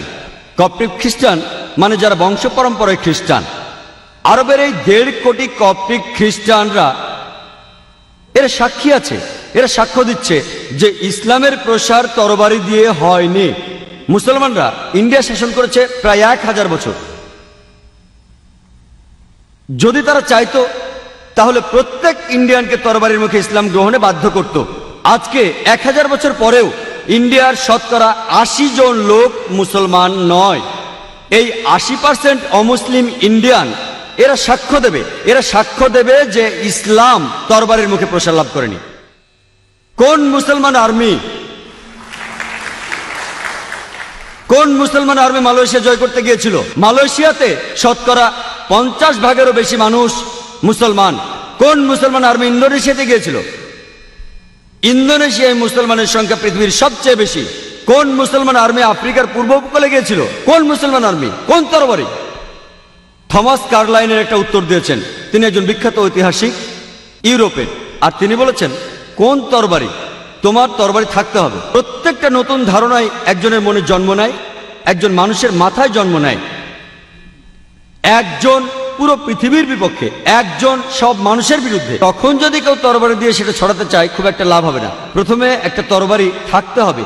উনি বুদ্ধির তরবারির কথা বলেছেন। আল্লাহ একই কথা কোরআনে সূরা নাহলের 125 নম্বর আয়াতে এইভাবে বলেছেন, উদু ইলা সাবিলি রাব্বিকা বিল হিকমা ওয়াল মাউযাতিল হাসনা ওয়াজাদিল বিল্লাতি আহসান। তাদের জ্ঞানের কথা বলো আর সুন্দরভাবে আল্লাহর পথে নিয়ে এসো। তাদের যুক্তি দেখাও যেটা সবচেয়ে ভালো আর যেটা সবচেয়ে গ্রহণযোগ্য। আমাদের পরিসংখ্যান আছে যে প্লেন ট্রুথ ম্যাগাজিনে একটা আর্টিকেল এসেছিল, যেটা রিডার্স ডাইজেস্টের অ্যালমানাক ইয়ারবুক 1986 সালের একটা কপি ছিল। সেখানে একটা পরিসংখ্যান ছিল গত 50 বছরে বিভিন্ন ধর্মের অনুসারীরা সংখ্যায় কত বেড়েছে 1934 থেকে 84 সালের মধ্যে। আর এই পরিসংখ্যানে 1 নম্বরে ছিল সবচেয়ে বেশি বেড়েছে ইসলাম, 235%। অর্থাৎ 50 বছরে ইসলাম বেড়েছে 235%, খ্রিস্টান বেড়েছে মাত্র 47%। আমি একটা প্রশ্ন করছি, কোন যুদ্ধ কি হয়েছে 1934 থেকে 84 মধ্যে, যে যুদ্ধের কারণে অমুসলিমরা ইসলাম ধর্ম গ্রহণ করেছে? কোন যুদ্ধটা? এখন আমেরিকার সবচেয়ে জনপ্রিয় ধর্ম হচ্ছে ইসলাম, ইংল্যান্ডের সবচেয়ে জনপ্রিয় ধর্ম ইসলাম। আমি আবার প্রশ্ন করছি যে কোন মুসলমান আমেরিকানদেরকে ইসলাম গ্রহণ করতে বাধ্য করেছে? আমি আবার প্রশ্ন করছি যে কোন মুসলমান ইউরোপিয়ানদেরকে ইসলাম গ্রহণ করতে বাধ্য করেছে? আমেরিকানদের কথা বলার স্বাধীনতা আছে, ইউরোপের কথা বলার স্বাধীনতা আছে। ইসলাম যদি মহিলাদের অত্যাচার করে, তাহলে অমুসলিম মহিলারা ইসলাম গ্রহণ করে কেন? যারা মুসলমান হচ্ছে তাদের 3 ভাগের 2 ভাগই মহিলা, সেটা কিভাবে? কারণ ইসলামের সমস্যার সমাধান আছে, পুরো মানুষ জাতির জীবন বিধান আছে। আমেরিকার একটা পরিসংখ্যান কোম্পানি যাদের অফিস ওয়াশিংটনে, তারা বলেছে 11ই সেপ্টেম্বরের মাত্র 2 মাস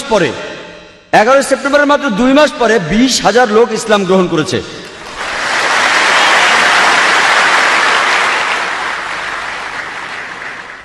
এবং 9 সেপ্টেম্বর সেখান থেকে চলে যায় মাত্র 2 দিন আগে, না হলে হয়তো আমাকে আপনারা দেখতেন। আমি তখন ছিলাম ইংল্যান্ডে, আর 11 সেপ্টেম্বর পরে মাত্র 5-6 মাসের মধ্যে আমাকে 3-4 বার ডাকা হয়েছে সন্ত্রাসবাদের উপর কথা বলার জন্য। এটা তো ভালোই, কাজটা খারাপ ছিল, ওই কাজটা খারাপ ছিল। সালমান রুশদি কি করলো? আমাদের নবীর বিরুদ্ধে লিখলো, সেটা খারাপ, কিন্তু মানুষ জানতে চাইলো সালমান রুশদি কি নিয়ে লিখেছে, সেটা জানার জন্য তারা কোরআন পড়লো এবং মুসলমান হয়ে গেল। আজকের দিনে আমেরিকায় এটাও পরিসংখ্যান, আমেরিকারই একটা প্রধান খবরের কাগজ দ্য নিউ ইয়র্ক টাইমসে বলেছে এখন আমেরিকানরা জানতে চায় যে মুসলমানদের বাইবেল পাওয়া যায় কি না। তারা জানেও না আমাদের পবিত্র গ্রন্থ কোরআন, তারা মুসলমানদের বাইবেল পড়তে চায়। এটা ভালোই তো। আর যখনই তারা সত্যের মুখোমুখি হবে, যে আয়াতটার কথা আমি তখন বলছিলাম, পবিত্র কোরআনের সূরা ইসরার 81 নম্বর আয়াতে আছে যে ওয়াকুল জাল হক ওয়া যাকাল বাতিল ইন্নাল বাতিল কানা যাউকা।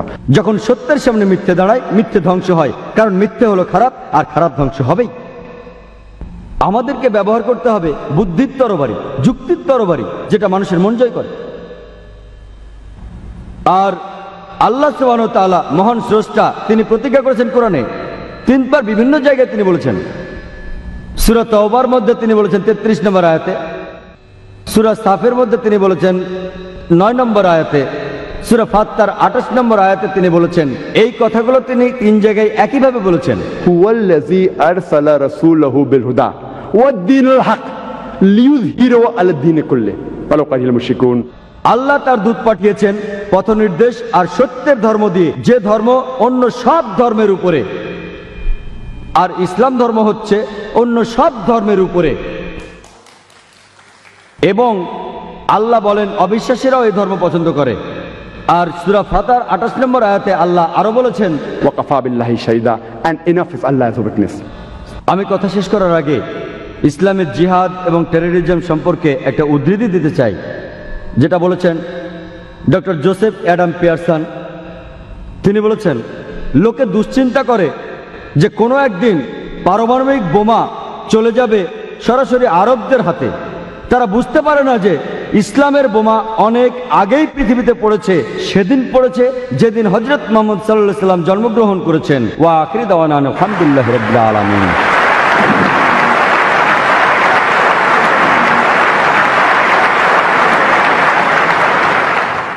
আমরা এখন শুরু করতে যাচ্ছি অনুষ্ঠানের সবচেয়ে আকর্ষণীয় পর্ব, সেটা হচ্ছে প্রশ্নোত্তর পর্ব। দয়া করে একটার বেশি প্রশ্ন করবেন না। আমরা প্রথম প্রশ্ন দিয়ে শুরু করছি। স্যার, আমার নাম ওয়াসিগ্রেন, আমি একজন খ্রিস্টান। আমরা শুনেছিলাম যে ক্রুসেডাররা যে ক্রুসেডে গিয়েছিল সেগুলো ছিল পবিত্র যুদ্ধ। আমি একজন খ্রিস্টান স্যার, একজন সাংবাদিক। আমরা জানতাম যে ক্রুসেডাররা যে ক্রুসেডে গিয়েছিল সেগুলো ছিল পবিত্র যুদ্ধ, কিন্তু এখন আমরা জানি যে এই ক্রুসেডগুলো কিভাবে নিরীহ মুসলমানদের উপর সন্ত্রাস চালিয়েছিল। এভাবে কি বলা যায় না যে এই ক্রুসেড থেকেই ধর্মীয় সন্ত্রাসের শুরু? আসলে সত্যি কথা বলতে মুসলমানদের উপর তারা 1000 বছর ধরে নির্মম নিষ্ঠুর সন্ত্রাস চালাচ্ছে, আর এখন তারাই মুসলমানদেরকে সন্ত্রাসী বলছে। ইউরোপিয়ান আর আমেরিকানরা ক্রুসেডকে পবিত্র যুদ্ধ আর ধর্মপ্রাণ মুসলমানদেরকে সন্ত্রাসী বলছে কেন স্যার? প্রশ্নটা আপনি ভালোই করেছেন। উনি একজন খ্রিস্টান, তিনি নিজেই বললেন যে উনি জানতেন ক্রুসেড হচ্ছে পবিত্র যুদ্ধ। আমিও আপনাদের বলেছি মুসলমানেরা এই পবিত্র যুদ্ধকে বলেছে জিহাদ। এক এক জায়গায় এক এক নাম। আর যুদ্ধ যখন ক্রুসেড, তখন মানুষের সামনে এটাকে তুলে ধরা হচ্ছে যে এটা একটা পবিত্র যুদ্ধ। আর তিনি একজন সাংবাদিক, তারপরও তিনি স্বীকার করলেন যে এই ক্রুসেড নিরীহ মুসলমানদের উপর নির্মমভাবে সন্ত্রাস চালিয়েছে। আমি এই সম্পর্কে আগে কিছু বলিনি, কারণ আমি এখানে ইসলাম ধর্মের উপর কথা বলছি, অন্য কোনো ধর্মের উপর কথা বলছি না, কোনো সমালোচনা করছি না, আর করতেও চাই না। আমি শুধু বলছি যে প্রত্যেক ধর্ম শান্তি রক্ষার জন্য যুদ্ধ করার অনুমতি দেয়। আমি অন্য কোনো ধর্মের কথা বলছি না বা কোনো সমালোচনার জন্য আমি এখানে আসিওনি, কিন্তু আপনি প্রশ্ন করেছেন তাই বলতে হচ্ছে হ্যাঁ ভাই, আপনি ঠিকই বলেছেন। এই ক্রুসেডই মুসলমানদের উপরে সন্ত্রাস চালিয়েছে, এইভাবে ব্যাপারটা শুরু হয়েছিল। আর সন্ত্রাস তারাই শুরু করেছে, অথচ এখন তারা কি করছে? মুসলমানদের বলছে সন্ত্রাসী। আর আপনি যদি দেখেন পৃথিবীতে এখন কি ঘটছে, ইসলামের অনুসারী পৃথিবীতে দিন দিন বেড়েই চলেছে, আর সেটা বাড়ছে সর্বোচ্চ হারে। মুসলমানরা যে সবাই ভালো সে কথা বলছি না, সব ধর্মে কিছু কুলাঙ্গার থাকে, তবে সব মিলিয়ে আপনি বলতে পারবেন না যে মানুষকে তরবারির মুখে কোনো রকম জোর করে ইসলাম গ্রহণ করতে বাধ্য করা হচ্ছে, কোনো দিনও না। বরঞ্চ মুসলমানদের হেনস্থা করা হচ্ছে কারণ আমরা মুসলমান। এই সমস্যার সমাধান আপনি পাবেন যদি আপনি ফিরে যান বাইবেলে দেখবেন যীশু খ্রিস্ট বা ঈসা মসীহ বলেছেন, ম্যাথিউয়ের গসপেলের মধ্যে 5 নম্বর অধ্যায় 40, 41, অনুচ্ছেদে এটা লেখা আছে যে যদি কেউ তোমার ডান গালে থাপ্পড় দেয় বাম গালটা বাড়িয়ে দাও। যদি কেউ তোমার ডান গালে থাপ্পড় দেয় বাম গালটা বাড়িয়ে দাও। যদি কেউ তোমাকে 1 মাইল সঙ্গে চলতে বলে তার সঙ্গে তুমি 2 মাইল চলো। যদি কেউ তোমার জামাটা চায় তাকে তুমি আলখেল্লাটা দিয়ে দাও। তাহলে যিশু, যিনি আল্লাহর একজন প্রেরিত নবী, তিনি আমাদের দেখিয়েছেন শান্তি কি। তিনি বলেছেন তোমার প্রতিবেশীকে ভালোবাসো। তাহলে আপনি যদি ভালো করে দেখেন, যদি ভালো করে বাইবেল পড়েন, একথা কোথাও লেখা নেই যে যীশু খ্রিস্ট বলেছেন মুসলমানদের অপদস্থ করো। এজন্যই আমি বলছি সেই ধর্মগ্রন্থে ফিরে যান যে ধর্মগ্রন্থ আপনার কাছে সবচেয়ে পবিত্র, সেটা ভালো করে পড়েন। যে ধর্মগ্রন্থটা আপনার কাছে পবিত্র, পবিত্র কোরআনের সূরা আল ইমরানের 64 নম্বর আয়াতে বলা হয়েছে যে তাআলাউ ইলা কালমাতিন সাওয়াইন বাইনানা ওয়া বাইনাকুম। তোমাদের ধর্মের সাথে আমাদের ধর্মের মিলগুলো দেখো। প্রথম মিলটা কি? এক আল্লাহ ছাড়া আমরা কারো উপাসনা করি না।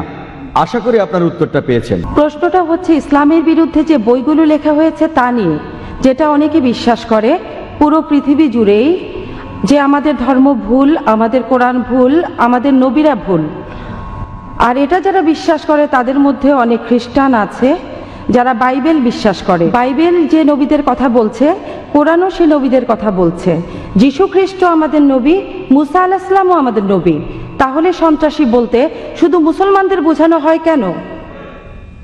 বোন, আপনার প্রশ্নটা খুবই ভালো যে কোরআন আর বাইবেলে যখন এত মিল তখন মুসলমানদের এত অপদস্থ করা হয় কেন। আমি আপনাদের আগেও বলেছি যে এই মৌলবাদী শব্দটা প্রথম ব্যবহার করা হয়েছিল প্রায় 100 বছর আগে আমেরিকার একদল খ্রিস্টানকে বোঝাতে। ওরা চার্চের বিরোধী ছিল। এই শব্দটা জন্ম হয়েছিল খ্রিস্টানদের বোঝাতে। প্রথম ইংরেজি ভাষায় ব্যবহার করা হয়েছিল খ্রিস্টানদের বোঝাতে। কিন্তু এখন যা বলেছিলাম দাবার ছক পাল্টে গেছে। তারা এখন শব্দটা ব্যবহার করে মুসলমানদের বোঝাতে। কেন ব্যাপারটা এরকম? আমাদের সাদৃশ্যের ব্যাপারে আমি আগেও বলেছি বোন, ইসলাম ও খ্রিস্টান ধর্মের সাদৃশ্যের কথা। ইসলাম আর খ্রিস্টান ধর্মের মধ্যে অনেক সাদৃশ্য আছে কোরআন ও বাইবেলে। তাহলে আসুন আমরা সবাই মিলে অন্ততপক্ষে সাদৃশ্যগুলো মেনে চলি, আর বৈসাদৃশ্যগুলো পরে আলোচনা করা যাবে। তবে ওরা কেন এমনটা করছে? কারণ আমি আগেও বলেছি পৃথিবীতে এখন ইসলাম প্রসার ঘটছে সর্বোচ্চ হারে। ওই লোকগুলো হয়তো ভয় পাচ্ছে যে ইসলাম যেভাবে ছড়াচ্ছে তাতে করে ওরা এখন যা করছে সেই কাজগুলো বন্ধ করতে হবে। গুড ইভিনিং স্যার, আমার নাম অসাদা জাগরা, আমি একজন আইনের ছাত্রী। প্রথমেই আমি আপনাকে ধন্যবাদ জানাই সন্ত্রাস ও ইসলামের উপর এই বক্তৃতা দেওয়ার জন্য। আমার প্রশ্ন হচ্ছে, আপনি কি মনে করেন হঠাৎ বেড়ে ওঠা সন্ত্রাসী সংগঠনগুলো সম্পর্কে, যেগুলো আসলে ইসলামিক আর তারা ইসলামের নামে যুদ্ধ করে? আর আপনি বলেছেন ইসলাম নির্দেশ দেয় যে নারী, শিশু, বৃদ্ধদের ক্ষতি করা বা হত্যা করা যাবে না, কিন্তু অনেক বোমা বিস্ফোরণ হয়েছে যেখানে নারী ও শিশুরা মারা গেছে। আপনি কি এটার সম্পর্কে কিছু বলবেন? Thank you. বোন, আপনি খুব প্রাসঙ্গিক প্রশ্ন করেছেন যে এটার কারণ কি সন্ত্রাসী সংগঠনের সংখ্যা বাড়ছে মুসলমানদের মধ্যে। অনেকগুলো বোমা বিস্ফোরণ, আর বিশেষ করে যখন ইসলাম বলে যে আপনি শিশুদের হত্যা করবেন না, এর কারণটা কি? আর এটা খুব সুন্দর একটা প্রশ্ন। ব্যক্তিগতভাবে বলছি, আবারও বলছি, ব্যক্তিগতভাবে আমি কোনো সাক্ষাৎকার নেইনি কোনো তথাকথিত 100% কট্টর সন্ত্রাসীর। তবে আমি কারণটা বলতে পারি, যুক্তি দিয়ে বলতে পারি কেন এই ঘটনাগুলো ঘটছে। প্রথমত, কিছু মানুষ হয়তো আসলেই নিরীহ মানুষের উপর অত্যাচার করছে। কিছু মুসলমান হতে পারে ভুল পথে চলছে, তারা হয়তো মানছে না কোরআনের নির্দেশ। যেমন প্রত্যেক গোষ্ঠীতে কিছু কুলাঙ্গার থাকে, এদের মধ্যে একজন সন্ত্রাসী মানব ইতিহাসে। কে সেই লোক? সে হিটলার। সে হত্যা করেছিল 60 লক্ষ ইহুদিকে। তো আমি কি বলতে পারি খ্রিস্টান ধর্মের জন্য দায়ী? হিটলার খ্রিস্টান ছিল, তাই আমি বলতে পারি না যে যেহেতু হিটলার হত্যা করেছিল 60 লক্ষ ইহুদিকে, সেজন্য খ্রিস্টান ধর্ম দায়ী। সে একাই।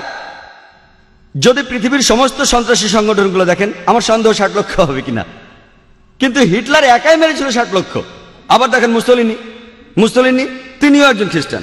তাই যেহেতু মুসলিনি হত্যা করেছে হাজার হাজার নিরীহ মানুষ, তার অর্থ এই না যে আমি খ্রিস্টান ধর্মকে এর জন্য দায়ী করব। তাই কুলাঙ্গার থাকতে পারে প্রত্যেক ধর্মেই, কুলাঙ্গার, ওরা নিজেদের মুসলমান বলতেই পারে, আর এটা ভুল হতে পারে। 2 নম্বর পয়েন্ট, এটা হতে পারে ওই লোকগুলো হয়রানির শিকার। যদি প্রশ্ন করেন আজকে কোনো ইন্ডিয়ান দেশের স্বাধীনতার জন্য যুদ্ধ করছে না, আপনি কি দেখেছেন কোনো ইন্ডিয়ান স্বাধীনতার জন্য যুদ্ধ করছে? না। কিন্তু 100 বছর আগে অনেকেই করেছেন। তো আপনি যদি প্রশ্ন করেন ভাই জাকের, কেন 100 বছর আগে অনেক ইন্ডিয়ান তাদের স্বাধীনতার জন্য যুদ্ধ করত? কারণ ব্রিটিশ সরকার ইন্ডিয়া শাসন করত, এই কারণেই মানুষ স্বাধীনতার জন্য যুদ্ধ করত। আজকে ব্রিটিশ সরকার চলে গেছে, তাই কেউ আর স্বাধীনতার জন্য যুদ্ধ করছে না। সেজন্য হতে পারে এই মুসলমানরা হয়রানির শিকার হয়েছে, তাদের উপর অন্যায় করা হয়েছে। আর এই ধরনের ঘটনা পৃথিবীর বিভিন্ন জায়গায় ঘটছে, যেমন প্যালেস্টাইন।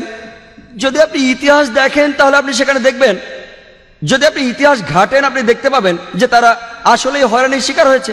আর যখন কেউ তাদের সাহায্য করতে আসেনি, তাদের যা ছিল তাই নিয়ে তারা মোকাবেলা করেছে। যেমন ধরেন সেই ঘটনা যা বাইবেলে লেখা আছে, ডেভিড আর গোলিয়াথ, একটা পাথরে আনাপ ছিল। তাই দোষটা আমাদেরই, আমরাই দায়ী, কারণ আমরা এই সমস্যার মূল কারণ খুঁজছি না। যদি কোনো সন্ত্রাসী সংগঠন থাকে আমাদের সেখানে গিয়ে দেখতে হবে, খুঁজে বের করতে হবে কি কারণে তারা সন্ত্রাসের পথ বেছে নিয়েছে। শুধুমাত্র এভাবেই সমাধান করা যেতে পারে। তাদেরকে হত্যা করে সমস্যার সমাধান করা যাবে না। আপনি একজনকে হত্যা করবেন 10 জন আসবে। আমাদেরকে কি করতে হবে? পেছনে ফিরতে হবে, দেখতে হবে কারণটা কি, কোন কারণে আপনারা এই পথ বেছে নিয়েছেন। আমাদের খুঁজে বের করতে হবে মূল কারণ। এখানে উদাহরণ হিসেবে বলা যায় প্যালেস্টাইন, যখন হিটলার হত্যা করেছিল 60 লক্ষ ইহুদিদের তাড়িয়ে দেওয়া হয়েছিল জার্মানি থেকে। আর তখন প্যালেস্টাইনরা বলেছিল আহলান ওয়া সাহলান, তোমরা আমার জ্ঞাতি ভাই, চলে এসো, আমাদের সাথে থাকো। ব্যাপারটা এরকম যে এক অচেনা লোককে বললাম কোনো অসুবিধা নেই, আমার ঘরে থাকো। কয়েক বছর পর সে আমাকে ঘর থেকে তাড়িয়ে দিল। আর আমি যখন চিল্লাপাল্লা শুরু করলাম ঘরের বাইরে গিয়ে যে এই লোকগুলো আমার ঘর দখল করে নিয়েছে, তখন আপনি আমাকে সন্ত্রাসী বললেন। আমি কি সন্ত্রাসী? আমি আশ্রয় দিয়েছিলাম এক অচেনা লোককে, শুধুমাত্র মানবতার কারণে আশ্রয় দিয়েছিলাম আমার ঘরে। কয়েক মাস পরে সে আমাকে তাড়িয়ে দিল, আমি বললাম ঘর ফেরত চাই, আপনি আমাকে বললেন সন্ত্রাসী। কাকে দোষ দেব? দোষ আমাদেরই, আমরাই দোষী। আমাদেরই খুঁজে বের করতে হবে এই সমস্যার কারণটা কি। সর্বশক্তিমান আল্লাহ আমাদেরকে বুদ্ধি দিয়েছেন, এমনকি এই শক্তিও দিয়েছেন সবাইকে একত্রিত করার। যদি আপনি মূল কারণটা দেখেন, আপনি জানবেন যে কেন একজন মানুষ মরতে চায়। কে মরতে চায়? কে মরতে চায়? যে মানুষটা বলে যে আমি নিজে তো মরবই, তাহলে কেন আর কয়েকজন সঙ্গে নিয়ে মরবো না? তাহলে আপনি যদি কোনো মনোবিজ্ঞানীকে প্রশ্ন করেন, তিনি বলবেন যে মূল কারণে যেতে হলে এই লোকগুলোকে জিজ্ঞেস করতে হবে কেন তারা এসব করছে। আর অনেক সময় আপনি দেখবেন যে এর পেছনে কোনো না কোনো কারণ আছে। আর কারণটা হতে পারে তারা হয়রানির শিকার হয়েছে। আর কিছু মানুষ হতে পারে আসলে সন্ত্রাসী। কেউ মানুষকে ভয় দেখা টাকার জন্য, কেউ খ্যাতির জন্য, কেউ রাজনীতির জন্য। তাই আমি একমত বোন, তবে বেশিরভাগই আমি মনে করি তাদের হয়রানি করা হয়েছিল। হতে পারে তারা মুসলমান, হতে পারে হিন্দু, হতে পারে খ্রিস্টান। একটা তীব্র প্রতিক্রিয়া দেখা দেবে যখন মানুষ আর সহ্য করতে পারে না, তার উপর যে অত্যাচার হচ্ছে, তখন সে প্রতিবাদী হয়ে ওঠে। আর মনোবিজ্ঞানীও বলেন, আমি একজন ডাক্তার, আমি বলতে পারি যে তারা শোধ নেওয়ার চেষ্টা করবে, এটা মানুষের স্বভাব। তাহলে একজন মানুষ যে একটা আঙ্গুলও উঁচু করতে চায় না, কেন সে একটা বন্দুক হাতে তুলে নেবে? কেন? তাহলে আমাদের কি করতে হবে? আমাদের মূল কারণ খুঁজে বের করতে হবে আর চেষ্টা করে সমস্যার সমাধান করতে হবে। এটাই একমাত্র উপায় সবার ভালোর জন্য, যে এই সন্ত্রাস নিরীহ মানুষের উপর বন্ধ করতে হবে আর সব মানুষ যেন একসাথে থাকতে পারে এক জাতি হিসেবে।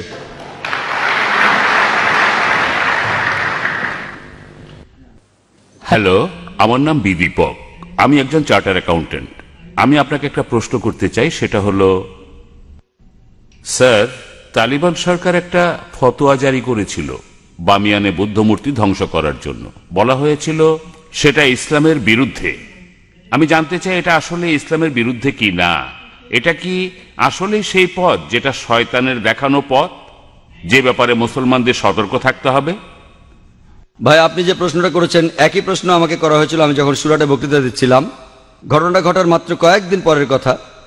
তখন এটা বেশ গরম খবর ছিল।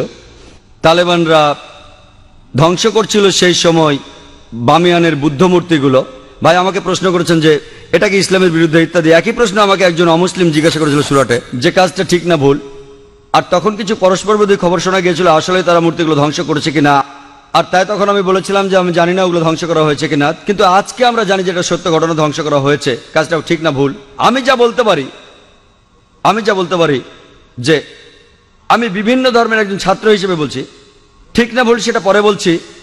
আমি যেটা বলতে পারি যে অবশ্যই তালিবানরা যদি তারা বুদ্ধমূর্তিগুলো ধ্বংস করে থাকে, তারা যেটা করেছে তারা আসলে বৌদ্ধদের উপকারী করেছে। আমি বিভিন্ন ধর্মের একজন ছাত্র, আমি বৌদ্ধ ধর্মগ্রন্থ পড়েছি, আমি পড়েছি ধাম্মাপাঠ, আমি ধর্মগ্রন্থগুলো পড়েছি। এই ধর্মগ্রন্থগুলোর মধ্যে কোথাও লেখা নেই যেখানে বুদ্ধ বলেছেন যে আমার মূর্তি পূজা করো। বুদ্ধ কখনোই বলেননি যে বৌদ্ধরা মূর্তি পূজা করবে। মূর্তি পূজা পরে চালু হয়েছে। আমি যেটা বলতে পারি বিভিন্ন ধর্মের একজন ছাত্র হিসেবে, ঠিক না ভুল সে ব্যাপারে পরে আসছি। তারা যেটা করেছিল আসলেই তারা বৌদ্ধদের উপকার করেছিল। আর বৌদ্ধ ধর্মগ্রন্থের মধ্যে কোথাও লেখা নেই তার মূর্তি বানাতে হবে। এবার প্রশ্নটাতে আসি। এই প্রশ্নটা আমাকে এক সাংবাদিক করেছিল ব্যাঙ্গালোরে, যে শুধু এই কারণে ইসলাম মনে করে মূর্তি পূজা করা একেবারে নিষিদ্ধ। অন্য ধর্মে আছে, খ্রিস্টান ধর্ম বলে, যদি আপনি পড়েন ওল্ড টেস্টামেন্ট, এটা বলা হচ্ছে বুক অব ডিউটেরোনমিতে 5 নম্বর অধ্যায়ে 7 থেকে 9 অনুচ্ছেদে। এছাড়া বুক অব এক্সোডাসে 20 নম্বর অধ্যায়ে 3 থেকে 5 নম্বর অনুচ্ছেদে বলা হয়েছে আমাকে ছাড়া অন্য কারো উপাসনা করো না, আমার উপাসনা করতে কোনো প্রতিমা তৈরি করো না, আমার কোনো রূপক তৈরি করো না উপরের স্বর্গ নিচের পৃথিবী অথবা পৃথিবীর নিচের সমুদ্র থেকে। তাদের সামনে নতজানু হয়েও না, তাদের সেবা করো না, কারণ আমি ঈশ্বর সৃষ্টিকর্তা খুব ঈর্ষাপরায়ণ। তাই খ্রিস্টান ধর্ম অনুসারে, ইহুদি ধর্ম মতে মূর্তি তৈরি করে তাকে ঈশ্বর বলা একেবারে নিষিদ্ধ, একইভাবে নিষিদ্ধ ইসলামেও। তো আমি যখন উত্তর বললাম তারা বৌদ্ধদের উপকার করলো, তখন প্রশ্ন করেছিল যে মূর্তি ভেঙে এই তালেবানরা তারা কি দুঃখ কষ্ট দেয়নি লক্ষ লক্ষ বৌদ্ধদের? আমি বলেছিলাম হ্যাঁ। তাহলে ইসলাম কি অনুমতি দেয় লক্ষ লক্ষ বৌদ্ধদের দুঃখ কষ্ট দেওয়ার?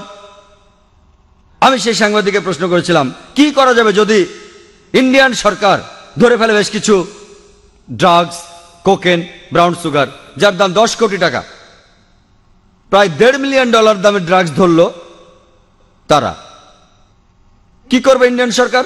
সেই সাংবাদিক বললেন যে ইন্ডিয়ান সরকার সেটা পুড়িয়ে ফেলবে। আমি বললাম ভালো। তারপর বললাম আপনি কি জানেন এই পৃথিবীতে লক্ষ লক্ষ মানুষের কাছে ড্রাগস ঈশ্বর? তাহলে আপনি কি ইন্ডিয়ান সরকারের সাথে একমত হবেন না, তাদের বিপক্ষে যাবেন যে তারা ধ্বংস করেছে লক্ষ লক্ষ মাদক সেবীদের ঈশ্বরকে? কারণ ইন্ডিয়ান সরকার মনে করে যে ড্রাগস ক্ষতি করে শরীরের জন্য, তারা যা করছে ঠিক করছে, যদিও সেটা কষ্ট দিচ্ছে লক্ষ লক্ষ ড্রাগ অ্যাডিক্টেডদের, কিন্তু এটা ঠিক না জেনেই তারা পুড়িয়ে ফেলছে। আপনি সেখানে গিয়ে ইন্ডিয়ান সরকারকে বলতে পারেন না যে কেন ড্রাগস পড়াচ্ছেন, অ্যাডিক্টেডদের খারাপ লাগবে। তাই একইভাবে আফগানিস্তান, সেখানকার সরকার, এটা তাদের সম্পত্তি, ওই মূর্তিগুলো তাদের সম্পত্তি। যদি তারা এই কাজ করতো অন্য কোনো দেশে তাহলে আপত্তি জানাতে পারতেন। তারা তাদের দেশে এটা করেছে, এটা তাদের সম্পত্তি, তাদের পছন্দ হলে তারা রাখবে, ইচ্ছে হলে ধ্বংস করে ফেলবে। আমরা আপত্তি জানানোর কে? আমরা কে? আর এছাড়াও যদি আপনি দেখেন যে লোকজন নিজেদের মধ্যে বলাবলি করছে যে ইন্ডিয়ান সরকার খুবই সহনশীল। আপনি কি জানেন যে বোম্বেতে যখন আপনি ডোমেস্টিক এয়ারপোর্টে আসবেন, সান্টা ক্রুজ এয়ারপোর্টে, যেখানে একটা বড় মূর্তি ছিল মহাবীরের হোটেল জালের ঠিক সামনেই মূর্তিটা ছিল নগ্ন। তারপর লোকজন আপত্তি জানালো, তখন মূর্তিটার সামনে একটা দেয়াল তুলে দেয়া হলো। তারপর কয়েক মাস পরে তারা সরিয়ে ফেললো মূর্তিটা। এই একই লোকগুলি যারা আপত্তি জানালো মূর্তির ব্যাপারে, সেই লোকগুলো নিন্দা জানাচ্ছে আফগানিস্তানকে। কেন? একই লোকগুলো আপত্তি জানালো রাস্তার উপর একটা মূর্তির ব্যাপারে। দেখলেন? আপনি কি জানেন ইন্ডিয়াতে জৈন ধর্মের অনুসারীর সংখ্যা আফগানিস্তানের বৌদ্ধদের চেয়ে বেশি? তাই যখন বোম্বের সরকার সেই মূর্তিটাকে সরিয়ে ফেললো, যাকে মনে করা হয় ঈশ্বর, যাকে মনে করেন তীর্থঙ্কর জৈনরা, আর জৈন ধর্মের অনুসারীর সংখ্যা ইন্ডিয়াতে যারা আছে আফগানিস্তানের বৌদ্ধদের চেয়ে বেশি, সেই সময় কি আপত্তি তোলেনি? আর যখন আফগানিস্তান সরকার এটা করছে তখন আপনি আপত্তি জানাচ্ছেন কেন? এই দুই মুখ নীতি। কারণটা হচ্ছে ওয়ার্ল্ড ব্যাংক। জৈনরা কি দুঃখ পায়নি যখন জৈনরা একটা মূর্তি রাখলো মহাবীরের, যাকে তারা মনে করে তীর্থঙ্কর? আপনি কেন আপত্তি জানাবেন? ঠিক তখনই সবাই বলে উঠলো যে সরাতে হবে মূর্তিটা, সরাতে হবে মূর্তিটা। আর সেই লোকগুলো আপত্তি আর নিন্দা জানাচ্ছে কেন তোমরা ধ্বংস করলে বামিয়ানদের বুদ্ধ মূর্তিগুলো? দুমুখ নীতি। আর তাই আমাদের মানুষ হিসাবে নেওয়া উচিত একমুখনীতি। এক একবার এক এক রূপ ধারণ করা এই নিয়ম ভালো না। আমি যেটা মনে করি এটা তাদের সম্পত্তি। ধরেন একজন অমুসলিম একটা বাড়ি কিনলো, সেই ঘরের মধ্যে খোদাই করা আছে কাবা শরীফ, ধরেন কাবা শরীফ। যদি সেই অমুসলিম কাবা শরীফ পছন্দ না করে সেটা ঢেকে ফেলে, কে আপত্তি জানাবে? যদি কেউ, আর বিশ্বাস করেন যদি কোনো মুসলমান যদি সে তৈরি করে কোন মূর্তি মোহাম্মদ সাল্লাল্লাহু আলাইহি সাল্লামের, আপনি যদি সেই মূর্তি ধ্বংস করেন, সারা বিশ্বের মুসলমান যদি আপনার বিপক্ষে থাকে, আমি ডাক্তার জাকির নায়েক আপনার পক্ষে থাকবো। কারণ মোহাম্মদ সাল্লাল্লাহু আলাইহি সাল্লামের মূর্তি তৈরি করা সম্পূর্ণ নিষেধ। যদি কোনো মুসলমান পাগল মোহাম্মদ সাল্লাল্লাহু আলাইহি সাল্লামের মূর্তি তৈরি করে এবং তার পুজো করে, আর আপনি একজন অমুসলিম যিনি ইসলাম সম্পর্কে জানেন, আপনি যদি সেই মূর্তি ধ্বংস করেন, যদি সারা বিশ্বের মুসলমান আপনার বিপক্ষে থাকে, আমি ডাক্তার জাকির নায়েক আপনার পক্ষে থাকবো। আসসালামু আলাইকুম ব্রাদার। ব্যক্তিগতভাবে আমি এই প্রশ্নটা করতে চাই। বর্তমানে সামাজিক, রাজনৈতিক আর ধর্মতাত্ত্বিক প্রেক্ষাপটের সামনে আজকের পৃথিবীতে যা দেখছি, আমি খুব দ্বিধাদ্বন্দ্বে আছি যে কোন পক্ষে যাব। আমি এটাও বুঝছি না যে কোনটা ঠিক আর কোনটা ভুল। যাবতীয় কুসংস্কারকে বাদ দিয়ে এটা আজকে প্রমাণিত যে বিশ্বাসীদের কাজকর্ম দিয়েই কোনো ধর্মকে বিচার করা যায়। এই যুক্তিটা ধরে নিয়ে কিভাবে আমি মনস্থির করব, কিভাবে আমি আমার বিশ্বাসকে ঠিক রাখবো। বেশ কিছু ব্যাপারে মতামতের অমিল হচ্ছে আমার সাথে আমার সঙ্গী সাথীদের। ব্যক্তিগতভাবে আপনি কি সমর্থন করবেন সাদ্দাম হোসেনকে, পারস্যের মুজাহিদ যোদ্ধাদের, প্যালেস্টাইনে আত্মঘাতী যোদ্ধার মৃত্যুকে?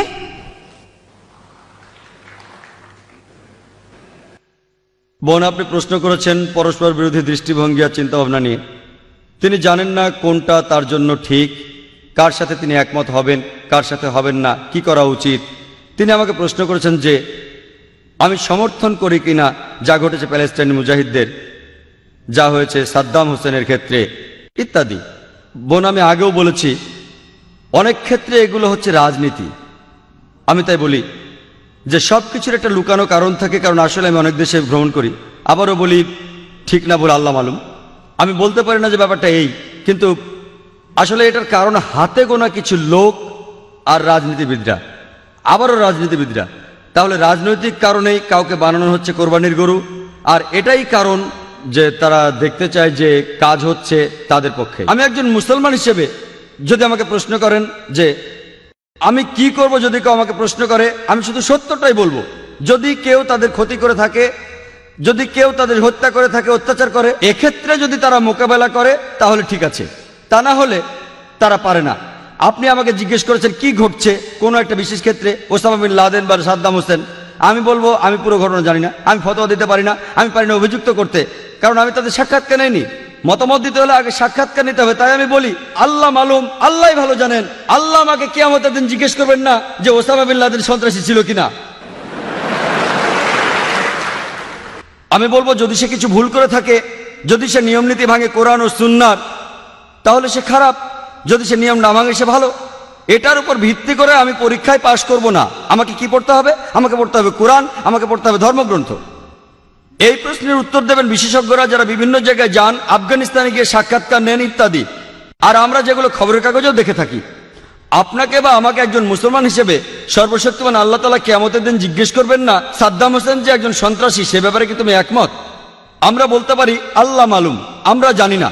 আমরা তাদের সমর্থনও করি না, তাদের নিন্দাও করি না। যদি অকাট্য প্রমাণ থাকে একজন লোকের বিরুদ্ধে, কোনো মুসলমানের বিরুদ্ধে যে কোনো কাজ করেছে যেটা প্রমাণিতভাবে কোরআনের বিপক্ষে, আমরা তাকে নিন্দা জানাবো। কিন্তু যদি প্রমাণ না থাকে, যেটা হলো আংশিক প্রমাণ, আমাদের থাকতে হবে নিরপেক্ষ। এটাই কোরআন বলে। আর আপনার বিশ্বাস দুর্বল হবে না বোন, আপনার বিশ্বাসের ভিত্তি হবে সেই সত্যি যা বলা আছে ধর্মগ্রন্থে। সবচেয়ে ভালো উপায় যেভাবে বিশ্বাস আনা যায় তা হলো কোরআন পড়া। আপনি কোনো খুঁত পাবেন না কোরআনে, আপনি পরস্পর বিরোধী কিছু পাবেন না কোরআনে। যদি আপনি আরবি ভাষা বুঝতে না পারেন তাহলে আপনাকে পড়তে হবে অনুবাদ। এই যে এই বইটি লিখেছেন আব্দুল্লাহ ইউসুফ আলী, আর এই অনুবাদটা বাইরের দোকানেও পাওয়া যায়। তাই বোন, আপনি যদি পড়েন কিভাবে জীবন ধারণ করতে হয় কোরআনের নির্দেশ অনুযায়ী, ইনশাআল্লাহ বিশ্বাস হবে মজবুত। আর বিশ্বাস করেন, আপনি মোটেও লজ্জা পাবেন না মূল নীতিগুলো মেনে চলতে ইসলামে। আপনার যদি যুক্তিবুদ্ধি থাকে তাহলে আপনি বুঝবেন কেন এই নীতিগুলো প্রণয়ন করা হয়েছে। আপনি বিশ্বাস করেন বোন, আমি ঘুরে বেড়াই পৃথিবীর বিভিন্ন দেশে, আমি কথা বলি, আমার মাথায় টুপি আছে, আমার দাড়ি আছে, আমি অনেক পশ্চিমা দেশে গিয়েছি, কখনো কোনো সমস্যায় পড়িনি। মাঝে মধ্যে কোনো মানুষ হয়তো প্রশ্ন করেছে, কিন্তু কোনো সমস্যা হয়নি। মানে কেন আমি ভয় পাবো সত্যি কথা বলতে? তাহলে যদি আপনার জ্ঞান থাকে ধর্মগ্রন্থ সম্পর্কে আর আপনার যুক্তিবুদ্ধি থাকে, আপনি গর্ববোধ করবেন। এমনকি আপনিও নিজেকে বলবেন আমার মতো, হ্যাঁ আপনিও নিজেকে বলবেন মৌলবাদী। আসসালামু আলাইকুম, আমি মোহাম্মদ ফজলুর রহমান আব্দুল্লাহ। আমার প্রশ্নটা হলো যে আমি চাকরি করি এই ছেলে, আমাদের দেয়া হয়েছে একটা হ্যান্ডবুক যেখানে লেখা আছে দায়িত্ব আর কর্তব্য। হ্যান্ডবুকটার প্রথম পৃষ্ঠার উপর লেখা আছে ভগবদ গীতার শ্লোক। আমি শ্লোকটা বলছি। यदा यदा हि धर्मस्य ग्लानिर्भवति भारत अभ्युत्थानम् अधर्मस्य तदात्मानं सृजाम्यहं परित्राणाय साधूनां विनाशाय च दुष्कृता धर्म संस्थापनार्थाय संभवामि युगे युगे। তারা বিশেষ করে উল্লেখ করেছে যে परित्राणाय साधूनां विनाशाय च दुष्कृता। যদি আপনি চান রক্ষা করতে সত্যকে অথবা ভালোকে, আপনাকে দূর করতে হবে খারাপ জিনিসকে, অন্য কোনো উপায় নেই। ঠিক আছে, তারপর আমি বলছি ওই শেষের দিকের শ্লোকটা হলো যে धर्म संस्थापनार्थाय संभवामि युगे युगे। এর অর্থ হলো আমি সব যুগেই, ঈশ্বর বলেছেন যে আমি সব যুগেই পৃথিবীতে আসি, কিন্তু আমাদের বিশ্বাস হলো, আমার হিন্দু ভাইদের বিশ্বাস হলো আমি সব যুগেই পৃথিবীতে আসি।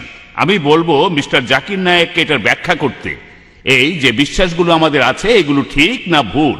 ধন্যবাদ। আমি আবারও অনুরোধ করছি দর্শক এবং ভলান্টিয়ারদের, আমরা প্রশ্ন আশা করছি অমুসলিমদের কাছ থেকে, যাতে তাদের ভুল ভাঙাতে পারি। আর তারপর মুসলমানদের কাছে আসব, তারা তো অনেক অনুষ্ঠানে উপস্থিত থাকছেন। আমি চাইবো অমুসলিমরা বেশি করে প্রশ্ন করুন, আপনারা তো সুযোগ পান না, প্রত্যেকদিন ইসলামের উপর প্রশ্ন করার।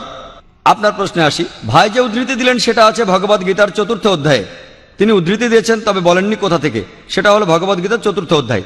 যখনই পৃথিবীতে অধর্ম হয়, অসত্য আসে, মিথ্যে আসে, অরাজকতা আসে, তখনই সর্বশক্তিমান স্রষ্টা পৃথিবীতে আসেন এবং গ্রহণ করেন মানুষের রূপ, অবতার। আর তিনি দেখেন যে অরাজকতা চলছে, যে বিপদ চলছে, যে বিশৃঙ্খলা চলছে পৃথিবীতে, তিনি সবকিছু বন্ধ করতে আসেন অবতার বা মানুষের রূপ নিয়ে। এটা ঠিক, আমরা কি একমত? পার্থক্যটা হলো যে আমরা বলি মুসলমান হিসেবে, আমরা মুসলমানরা কি বলি যে সর্বশক্তিমান আল্লাহ তিনি তার দূত পাঠান। যখনই মানুষ বিপদে যায়, সত্য থেকে তিনি দূত পাঠাতে থাকেন। যেমন পবিত্র কোরআনের সূরা ফাতির 24 নম্বর আয়াতে, এমন কোন সম্প্রদায় নাই যাহার নিকট সতর্ককারী প্রেরিত হয় নাই। আমরা যা বলি তা হলো সর্বশক্তিমান আল্লাহ দূত পাঠান।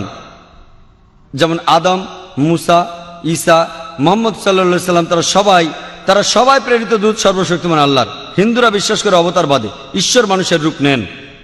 আমরা বলি প্রেরিত দূত, তারা বলে ঈশ্বর মানুষের রূপ নেন। পার্থক্যটা এখানে। পার্থক্যটা হলো তারা বলে সর্বশক্তিমান ঈশ্বর পৃথিবীতে নেমে আসে মানুষের রূপে। আমরা এতে একমত না, খ্রিস্টানরাও একমত না, ইসলাম একমত না। যে ব্যাপারে আমরা একমত কিছুটা মিল আছে, যদিও ব্যাপারটার মধ্যে অনেক পার্থক্য। তবে আমরা বলি যে সর্বশক্তিমান আল্লাহ দূত পাঠান, তারা আল্লাহর মনোনীত লোক মানুষকে সত্যের পথে নিয়ে আসার জন্য। আর সর্বশেষ যে দূত পৃথিবীর বুকে এসেছেন তিনি হলেন মহানবী সাল্লাল্লাহু আলাইহি সাল্লাম। এবং আল্লাহ বহু গ্রন্থ পাঠিয়েছেন, আমি নাম ধরে উল্লেখ করতে পারি। যদি আপনি দেখেন সেখানে পাবেন ওল্ড টেস্টামেন্ট, নিউ টেস্টামেন্ট। আমরা মুসলমানরা বলি এটাই শেষ গ্রন্থ সর্বশক্তিমান আল্লাহর। গুড ইভিনিং স্যার, আমার নাম রাজকুমার, আমি মেডিকেল ফাইনাল ইয়ারের ছাত্র, স্ট্যানলি মেডিকেল কলেজে।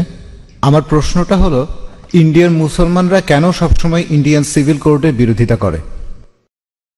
কেন ইন্ডিয়ার মুসলমানরা কমন সিভিল প্রসিডিওর কোর্টের বিরোধিতা করে? ধন্যবাদ। ভাই, আপনি খুব সুন্দর একটা প্রশ্ন করেছেন যে কেন মুসলমানেরা বিরোধিতা করে কমন সিভিল কোর্টের। ভাই, আমি কমন সিভিল কোর্টের পক্ষে, কিন্তু সেই কমন সিভিল কোর্টকে হতে হবে সবচেয়ে স্বচ্ছ, যেখানে ন্যায় বিচার পাওয়া যায়। আমি এর পক্ষে। এমনকি যদি ইন্ডিয়ার সমস্ত মুসলমানেরা এর বিরোধিতা করে, আমি ডাক্তার জাকির নায়েকের পক্ষে, এবং আমি তর্ক করতে রাজি, আমি কথা বলতে রাজি আছি, যুক্তির সাথে আলোচনা করতে। কোন নিয়মটা সবচেয়ে সেরা, কোন আইনটা সবচেয়ে সেরা, আর আপনারাই বের করেন যে আইনটা সবচেয়ে বাস্তবসম্মত, সেটা প্রয়োগ করুন। আমি এখানে বলবো যে সারা ইন্ডিয়াতে কমন সিভিল কোড একটাই থাকুক, ক্রিমিনাল কোডও, শুধু সিভিল কোড কেন, কমন সিভিল কোড থাকুক, কমন ক্রিমিনাল কোডও থাকুক। কিন্তু আমাদের আগে ঠিক করতে হবে যে কোন আইনটা সবচেয়ে সেরা। যেমন একজন হিন্দু মহিলা আমাকে জিজ্ঞেস করেছিলেন কেন ইসলাম একজন পুরুষকে একাধিক স্ত্রী রাখার অনুমতি দেয়। আমি উত্তর দিয়েছিলাম এবং প্রশংসা পেয়েছিলাম। এই উত্তরে একমত হলে আপনাকে কমন সিভিল কোডে লিখতে হবে যে একজন পুরুষ একজনের বেশি স্ত্রী রাখতে পারবেন। আমরা জানি পৃথিবীতে মহিলার সংখ্যা পুরুষের চেয়ে বেশি, এর জন্য কোনো সমাধান নেই, কোনো ধর্মের সমাধান দেয়নি। যদিও কোনো ধর্ম বলে না যে মাত্র একটাই বিয়ে করুন, শুধুমাত্র কোরআন ছাড়া। আমি একটা উদাহরণ দিয়েছিলাম যে হিজাবের সঙ্গে ধর্ষণের সম্পর্ক। আমি উপমা দিয়েছিলাম যে সবচেয়ে কঠিন যে শাস্তিটা আমরা দিতে পারি, যে সর্বোচ্চ শাস্তিটা আমরা দিতে পারি, যার ফলাফল সবচেয়ে ভালো, যেমন ইসলাম বলে মহিলাদের হিজাব পরা উচিত। কোনো পুরুষ কোনো মহিলাকে দেখলে তার দৃষ্টি নিচু করবে, তারপরেও যদি কোনো পুরুষ ধর্ষণ করে সে সর্বোচ্চ শাস্তি পাবে, সেটা হলো মৃত্যুদণ্ড। আমি আমেরিকার পরিসংখ্যান দিয়েছিলাম যে 1990 সালে FBI এর রিপোর্ট অনুযায়ী 1756টি ধর্ষণ সংঘটিত হয়েছে প্রত্যেক দিন 1990 সালে। 1996 সালে US ডিপার্টমেন্ট অফ জাস্টিসের রিপোর্ট অনুযায়ী 2713টি ধর্ষণের ঘটনা ঘটেছে প্রত্যেক দিন 1996 সালে, অর্থাৎ প্রতি 32 সেকেন্ডে একটি ধর্ষণ ঘটছে। আমরা এখানে যে 2 ঘন্টা ধরে আছি, আমেরিকায় 200-এরও বেশি ধর্ষণের ঘটনা ঘটে গেছে এই সময়ের মধ্যে। আমি বলছি যদি আপনারা ইসলামী শরিয়া মেনে চলেন যে যখনই কোনো পুরুষ মহিলার দিকে তাকাবে সে তার দৃষ্টি নিচু করবে, প্রত্যেক মহিলা ইসলামী হিজাব পরবে, পুরো শরীর ঢাকা থাকবে মুখ ও হাতের কবজি বাঁধে, তারপরও যদি কেউ ধর্ষণ করে সে সর্বোচ্চ শাস্তি পাবে। আমি একটা প্রশ্ন করছি, ধর্ষণের হার কি তাতে বাড়বে, একই রকম থাকবে নাকি কমে যাবে? এটা কমে যাবে, এটাই বাস্তব আইন। আর আপনারা দেখবেন একটা অনুষ্ঠান দেখিয়েছিল বিবিসিতে, যেখানে বলা হচ্ছিল নাইজেরিয়া সম্পর্কে। তারা ইসলামী শরিয়া প্রয়োগ করেছিল, ধর্ষণের শাস্তি মৃত্যুদণ্ড, আর তখনই ধর্ষণের ঘটনা সেখানে কমে গিয়েছিল। পৃথিবীতে সবচেয়ে কম ধর্ষণের ঘটনা ঘটে সৌদি আরবে। আমি সৌদি আরবের পক্ষে বলছি না, তবে যেটা ভালো তার প্রশংসা করা উচিত। আমি অভিনন্দন জানাই LK আদভানিকে। আমার মনে পড়ছে কয়েক বছর আগে 1999 সালে অক্টোবর মাসে তিনি একটা বিবৃতি দিয়েছিলেন স্বরাষ্ট্রমন্ত্রী হিসেবে যে মৃত্যুদণ্ডই হবে একজন ধর্ষকের শাস্তি। তাকে অভিনন্দন জানাই, তিনি ইসলামের কাছাকাছি এসে গেছেন। হয়তো এর পরে স্বরাষ্ট্রমন্ত্রী বলবেন যে সব মহিলাদের হিজাব পরা উচিত। হ্যালো, আসসালামু আলাইকুম। আমার নাম ইয়াসির ফাহামি, আমি এসেছি ইরান থেকে। আমি যেটা জানতে চাই, আপনি নিশ্চয়ই সালমান রুশদির স্যাটানিক ভার্সেস পড়েছেন। একজন মুসলমান হিসাবে কেউ বইটা পছন্দ করবে না। আপনি কি মনে করেন যে ইমাম খোমেনি যা করেছিলেন তিনি কি ফতোয়াটা দিয়ে ঠিক করেছিলেন? এটাই আমার মূল প্রশ্ন। ইমাম খোমেনি যা করেছিলেন ফতোয়া জারি সালমান রুশদির বিরুদ্ধে, সেটা কি ঠিক ছিল? আপনি প্রশ্ন করেছেন সালমান রুশদি সম্পর্কে ইমাম খোমেনি যে ফতোয়া জারি করেছিলেন সেটা ঠিক ছিল কিনা। আমার প্রশ্ন হচ্ছে কেন ইমাম খোমেনি ফতোয়া জারি করলেন 1 বছর পরে? যে দেশ সবার আগে সালমান রুশদির স্যাটানিক ভার্সেস নিষিদ্ধ করেছিল সেটা ইন্ডিয়া। আর আমি এই কাজটার জন্য রাজীব গান্ধীকে অভিনন্দন জানাই। কেন ইমাম খোমেনি সালমান রুশদিকে হত্যা করার ফতোয়া দিলেন 1 বছর পরে? কারণ তাকে নিয়ে কোনো খবর হচ্ছিল না। সবই রাজনীতি, রাজনীতির খেলা। আপনি যদি ফতোয়া দিতে চান আপনি সেটা দেবেন। বইটি পৃথিবীর বিভিন্ন দেশে সমালোচিত হয়েছে, অনেক দেশ নিষিদ্ধ করেছে, আর তিনি ফতোয়া দিলেন তাকে হত্যা করতে হবে। ঠিক না বেঠিক সেটা পরের কথা। এটাই হচ্ছে রাজনীতির খেলা, রাজনৈতিক সুবিধা, এইসবই রাজনীতির খেলা। কিন্তু রাজীব গান্ধী যা করেছিলেন হয়তো তিনি এটা জানতেন না। আমি আগেও এই স্যাটানিক ভার্সেস নিয়ে কথা বলেছি, যদিও বইটা ইন্ডিয়াতে নিষিদ্ধ। আমি বইটা পড়েছি। হয়তো জানেন সালমান রুশদি বলে যে সে মুসলমান ছিল, সে কাউকেই বাদ দেয়নি। তার বইতে সে রানী এলিজাবেথকে ছোট করেছে। আর সেই একই ব্রিটিশ সরকার এক আমেরিকান লেখকের বই নিষিদ্ধ করেছে অশ্লীল শব্দ ব্যবহারের জন্য, father, uncle, cousin, king, Margaret থ্যাচারকে উদ্দেশ্য করে। আর এই সালমান রুশদি শব্দটাকে আরো ভয়াবহ করলো আইএনজি যোগ করে। তারপরেও বইটা খুব জনপ্রিয়। তাহলে একজন আমেরিকান লেখক, তার বইটা নিষিদ্ধ হলো 4টা অক্ষর থ্যাচারকে বলার জন্য। আর এই লোক সালমান রুশদি সেটাকে ভয়াবহ করলো আইএনজি দিয়ে, সেই একই মার্গারেট থ্যাচারকে উদ্দেশ্য করে। কিন্তু সে পেল পুরস্কার। কেন? কারণ সে ইসলামের নিন্দা করেছে। এতে তারা খুব খুশি। আর আপনি কি জানেন সে বাদ দেয়নি রাম সীতাকেও? এদেরকে শ্রদ্ধা করে বেশিরভাগ ইন্ডিয়ান, তাদেরকেও ছোট করেছে। আমি শব্দটা আর বলতে চাই না, সে তাদেরকেও ছোট করেছে, তাদেরকেও ছাড়েনি। আর অনেক লোকই সেটা সমর্থন করে। তাই রাজীব গান্ধী সম্ভবত জানতেন না, কিন্তু পরে তিনি বইটা পড়ে বুঝতে পেরেছেন যে কাউকেই সেখানে বাদ দেওয়া হয়নি। তাহলে কেউ যদি সব সময় নিন্দা করে, পবিত্র কোরআনের সূরা মায়দার 33 নম্বর আয়াতে উল্লেখ আছে যে যদি কোনো ব্যক্তি আল্লাহর বিরুদ্ধে যুদ্ধ করে আর তার নবীর বিরুদ্ধে, অনেকগুলো পদ্ধতি আছে। একটা হচ্ছে তাকে মৃত্যুদণ্ড দিন, ক্রুশবিদ্ধ করুন, বিপরীত দিক থেকে হাত পা কেটে ফেলুন, অথবা দেশ থেকে বহিষ্কার করে দিন। আর এই আইন শুধু কোরআনে নয়, এটা বাইবেলেও আছে। যদি আপনি বুক অব লেভিটিকাস পড়েন, সেখানে আছে যদি কেউ ধর্মের বিরুদ্ধাচরণ করে তাকে পাথর নিক্ষেপ করে হত্যা করো। এমনকি একজন পথিকও তাকে পাথর নিক্ষেপ করতে পারে যে ধর্মের বিরোধিতা করে। তাহলে এই আইন সব ধর্মগ্রন্থে আছে, শুধুমাত্র ইসলামে নয়, বেশিরভাগ ধর্মগ্রন্থেই এ কথা আছে। হতে পারে খ্রিস্টান ধর্ম, হতে পারে ইসলাম ধর্ম, হতে পারে ইহুদি ধর্ম। স্রষ্টার বিরোধিতা যদি নিশ্চিতভাবে ঈশ্বরের বিরোধিতা করা হয়, অন্য কোনো দেশে সীমা নাই। আমরা এখান থেকে ফতোয়া দিতে পারি না যে তাকে হত্যা করা হবে ইত্যাদি। যদি সেই দেশে ইসলামের আইন থাকে, কেউ স্রষ্টার বিরোধিতা করলে তার জন্য নির্দিষ্ট আইন এবং কিছু নিয়ম কানুন আছে। কিন্তু রাজনীতিবিদরা যা করেন, মুসলমান রাজনীতিবিদ হোক অথবা অমুসলমান রাজনীতিবিদ হোক, আমি দুঃখিত, আমি কোনো রাজনীতিবিদকে ছোট করতে চাচ্ছি না, সবাই না হলেও আমি বলবো বেশিরভাগ, আপনি দেখবেন তারা নিজেদের সুবিধার জন্য আপোষ করছে। আর ঠিক এই কারণেই বলা হয়ে থাকে যে ধর্ম আর রাজনীতি দুটো আলাদা জিনিস, কিন্তু তারা ধর্মকে ব্যবহার করে হাতিয়ার হিসেবে খ্যাতি অর্জনের জন্য। মানুষ এই কাজটাই করে। আমাদের বোঝা উচিত যে ফতোয়া দিয়েছিলেন খোমেনি, আমার মতে এটা রাজনৈতিক ফায়দা লুটারি কৌশল। কিন্তু বইটা নিষিদ্ধ করেছিলেন রাজীব গান্ধী, সেটা ঠিক ছিল। তিনি নিষিদ্ধ করেছিলেন প্রথম, আর এখন এই নিষেধাজ্ঞা তুলে নেওয়া হচ্ছে। আমি জানি না এই নিষেধাজ্ঞা আছে না তুলে নিয়েছে। এই নিষেধাজ্ঞা তুলে নেওয়ার জন্য দাবি এসেছিল।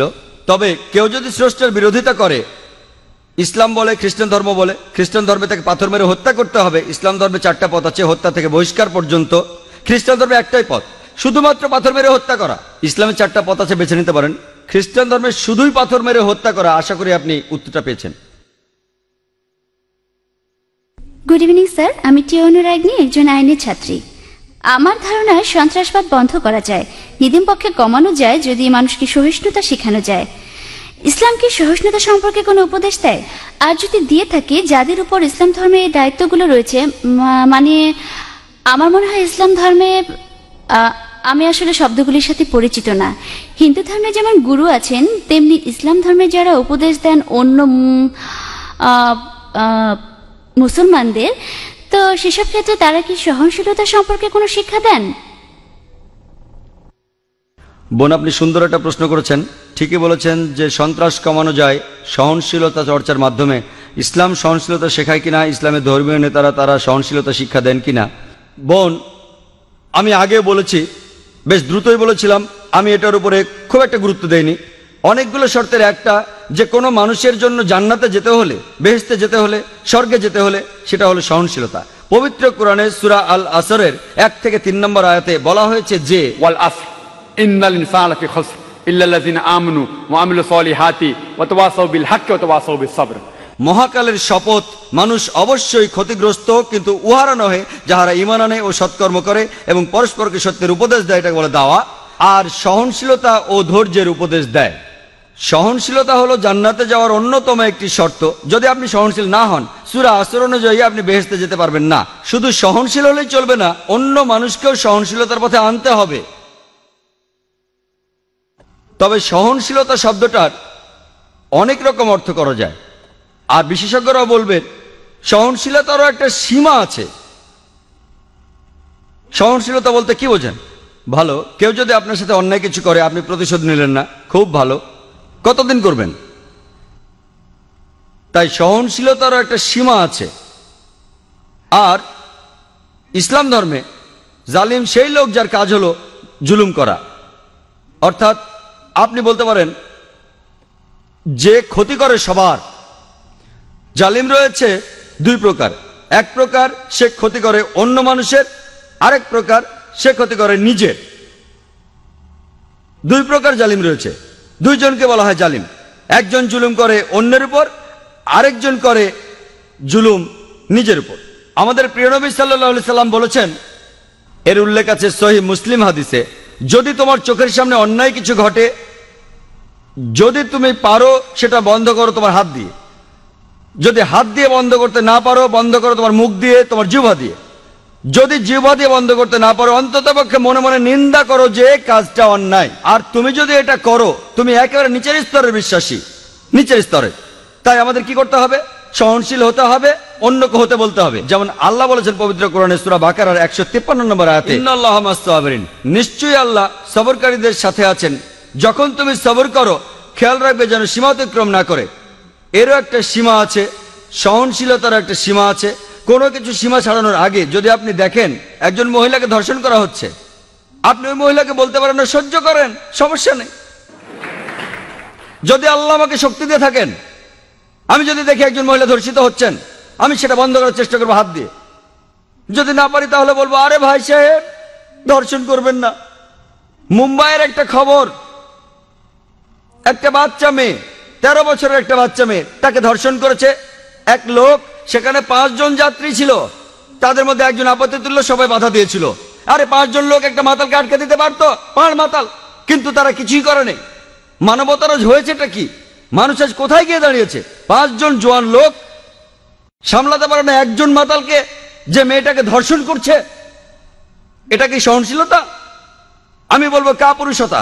সেজন্য আমি বলছি, যদি এই 5 জন লোক সন্ত্রাসী হতো, সন্ত্রাসী মানে যারা অসামাজিকদের মনে ভয় জাগায়, ওই মাতালটা এই কাজ করার সাহস পেত না।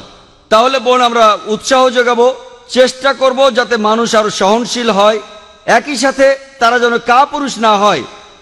খেয়াল রাখতে হবে অসামাজিক যা কিছু আছে সেগুলো যেন কমে যায়, আর সবাইকে একসাথে চেষ্টা করতে হবে, দেখতে হবে ওই লোকগুলো, ওই অসামাজিক লোকগুলো যেন অন্যায় থেকে বিরত থাকে। আশা করি উত্তর।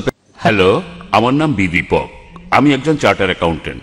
আমি আপনাকে একটা প্রশ্ন করতে চাই, সেটা হলো, স্যার, তালিবান সরকার একটা ফতোয়া জারি করেছিল বামিয়ানে বুদ্ধ মূর্তি ধ্বংস করার জন্য। বলা হয়েছিল সেটা ইসলামের বিরুদ্ধে। আমি জানতে চাই এটা আসলে ইসলামের বিরুদ্ধে কি না। এটা কি আসলে সেই পথ যেটা শয়তানের দেখানো পথ, যে ব্যাপারে মুসলমানদের সতর্ক থাকতে হবে? ভাই, আপনি যে প্রশ্নটা করেছেন একই প্রশ্ন আমাকে করা হয়েছিল আমি যখন সুরাটে বক্তৃতা দিচ্ছিলাম। ঘটনাটা ঘটার মাত্র কয়েকদিন পরের কথা, তখন এটা বেশ গরম খবর ছিল। তালেবানরা ধ্বংস করছিল সেই সময় বামিয়ানের বুদ্ধ মূর্তিগুলো। ভাই আমাকে প্রশ্ন করেছেন যে এটা কি ইসলামের বিরুদ্ধে ইত্যাদি। একই প্রশ্ন আমাকে একজন অমুসলিম জিজ্ঞাসা করেছিল সুরাটে, যে কাজটা ঠিক না ভুল। আর তখন কিছু পরস্পর বিরোধী খবর শোনা গিয়েছিল আসলে তারা মূর্তিগুলো ধ্বংস করেছে কিনা। আর তাই তখন আমি বলেছিলাম যে আমি জানি না ওগুলো ধ্বংস করা হয়েছে কিনা, কিন্তু আজকে আমরা জানি যে এটা সত্য ঘটনা, ধ্বংস করা হয়েছে। কাজটা ঠিক না ভুল, আমি যা বলতে পারি যে আমি বিভিন্ন ধর্মের একজন ছাত্র হিসেবে বলছি, ঠিক না ভুল সেটা পরে বলছি। আমি যেটা বলতে পারি যে অবশ্যই তালিবানরা যদি তারা বুদ্ধমূর্তিগুলো ধ্বংস করে থাকে, তারা যেটা করেছে তারা আসলে বৌদ্ধদের উপকারী করেছে। আমি বিভিন্ন ধর্মের একজন ছাত্র, আমি বৌদ্ধ ধর্মগ্রন্থ পড়েছি, আমি পড়েছি ধাম্মাপাঠ, আমি ধর্মগ্রন্থগুলো পড়েছি। এই ধর্মগ্রন্থগুলোর মধ্যে কোথাও লেখা নেই যেখানে বুদ্ধ বলেছেন যে আমার মূর্তি পূজা করো। বুদ্ধ কখনোই বলেননি যে বৌদ্ধরা মূর্তি পূজা করবে। মূর্তি পূজা পরে চালু হয়েছে। আমি যেটা বলতে পারি বিভিন্ন ধর্মের একজন ছাত্র হিসেবে, ঠিক না ভুল সে ব্যাপারে পরে আসছি। তারা যেটা করেছিল আসলেই তারা বৌদ্ধদের উপকার করেছিল। আর বৌদ্ধ ধর্মগ্রন্থের মধ্যে কোথাও লেখা নেই তার মূর্তি বানাতে হবে। এবার প্রশ্নটাতে আসি। এই প্রশ্নটা আমাকে এক সাংবাদিক করেছিল ব্যাঙ্গালোরে, যে শুধু এই কারণে ইসলাম মনে করে মূর্তি পূজা করা একেবারে নিষিদ্ধ। অন্য ধর্মে আছে, খ্রিস্টান ধর্ম বলে, যদি আপনি পড়েন ওল্ড টেস্টামেন্ট, এটা বলা হচ্ছে বুক অব ডিউটেরোনমিতে 5 নম্বর অধ্যায়ে 7 থেকে 9 অনুচ্ছেদে। এছাড়া বুক অব এক্সোডাসে 20 নম্বর অধ্যায়ে 3 থেকে 5 নম্বর অনুচ্ছেদে বলা হয়েছে আমাকে ছাড়া অন্য কারো উপাসনা করো না, আমার উপাসনা করতে কোনো প্রতিমা তৈরি করো না, আমার কোনো রূপক তৈরি করো না উপরের স্বর্গ নিচের পৃথিবী অথবা পৃথিবীর নিচের সমুদ্র থেকে। তাদের সামনে নতজানু হয়েও না, তাদের সেবা করো না, কারণ আমি ঈশ্বর সৃষ্টিকর্তা খুব ঈর্ষাপরায়ণ। তাই খ্রিস্টান ধর্ম অনুসারে, ইহুদি ধর্ম মতে মূর্তি তৈরি করে তাকে ঈশ্বর বলা একেবারে নিষিদ্ধ, একইভাবে নিষিদ্ধ ইসলামেও। তো আমি যখন উত্তর বললাম তারা বৌদ্ধদের উপকার করলো, তখন প্রশ্ন করেছিল যে মূর্তি ভেঙে এই তালেবানরা তারা কি দুঃখ কষ্ট দেয়নি লক্ষ লক্ষ বৌদ্ধদের? আমি বলেছিলাম হ্যাঁ। তাহলে ইসলামকে অনুমতি দেয় লক্ষ লক্ষ বৌদ্ধদের দুঃখ কষ্ট দেওয়ার?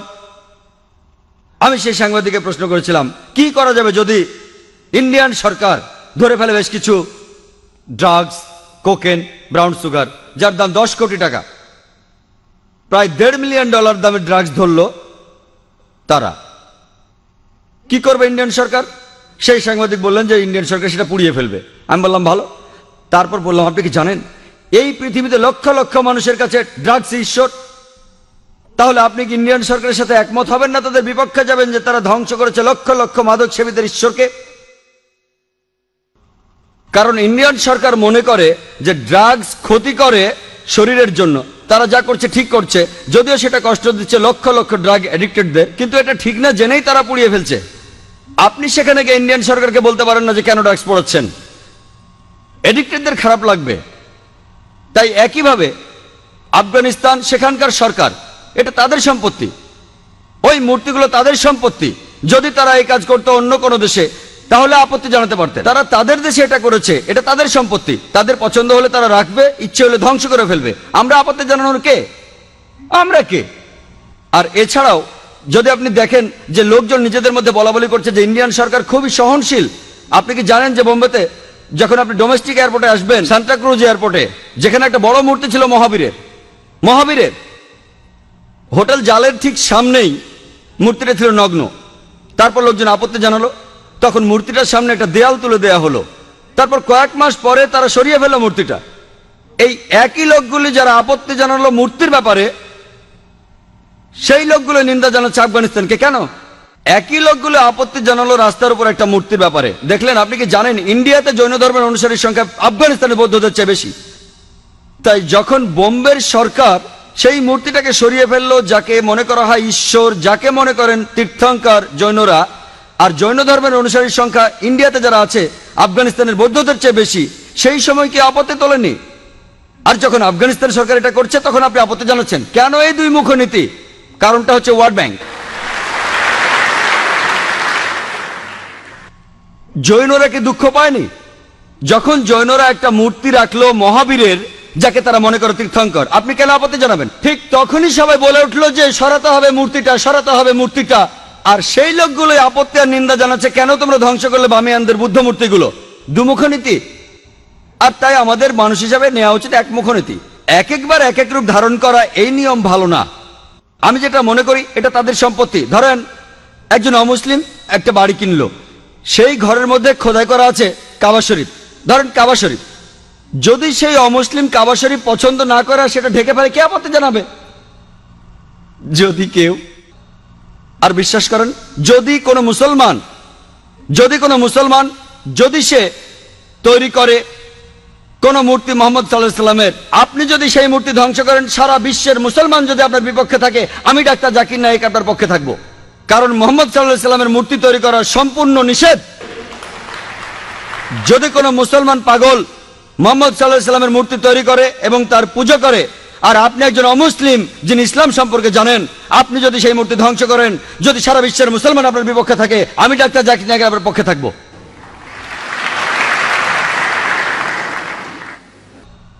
মিস্টার জাকির নায়েক, ইসলাম ধর্ম কি বলে অন্য ধর্ম বা ধর্মীয় দেবতাদের অপমান বা ছোট করার ব্যাপারে? আমি এই প্রশ্নটা যে কারণে করেছি যে যখন একজন ইন্ডিয়ান চিত্রশিল্পী, যিনি একজন মুসলমান, তিনি এঁকেছেন হিন্দু দেবী সরস্বতীকে নগ্ন অবস্থায়, যেখানে সবাই প্রশংসা করেছিল যে এটা মত প্রকাশের স্বাধীনতা। আর প্রত্যেক ইন্ডিয়ান এবং সমর্থকই, যখন সালমান রুশদি একটা বই লিখেছিল ইসলাম সম্পর্কে, যখন বইটা রাজীব গান্ধী নিষিদ্ধ করলেন, প্রায় প্রত্যেক ইন্ডিয়ানই সেটা সমর্থন করেছিল। কিন্তু যখন হুসেন আঁকলেন একজন হিন্দু দেবীকে নগ্নভাবে, ইন্ডিয়ার রাজনৈতিক দলগুলো, বিশেষ করে কমিউনিস্ট দলগুলো, তারা বলেছিল যে এটা মত প্রকাশের স্বাধীনতা, তিনি যা খুশি আঁকতে পারেন। এখন ইসলাম এ সম্পর্কে কি বলে? অন্য ধর্মের দেবতাদের অপমান করা সম্পর্কে? ভাই, আপনি যে মুসলমান শিল্পীর কথা বলেছেন, তিনি FM হোসেন, নাম বলেননি, হয়তো জানেন না বা জেনেও বলতে চাননি। FM হোসেন বোম্বেতে থাকেন, আমিও শহর থেকে এসেছি। তিনি কিছু ছবি এঁকেছেন সরস্বতী দেবীর নগ্নভাবে, আর অনেক সাংবাদিকই তাকে সমর্থন করেছেন যে এটা মত প্রকাশের স্বাধীনতা। আপনি আমার মতামত জানতে চান, প্রথম কথা, কোনো মহিলা দেবী হোক বা না হোক তার নগ্ন ছবি আঁকা ইসলামে সম্পূর্ণ হারাম, হোক সে মুসলিম বা অমুসলিম। এটা একেবারে অনৈতিক, অমানবিক। কেন আপনি আপনার মেয়েকে বিক্রি করবেন?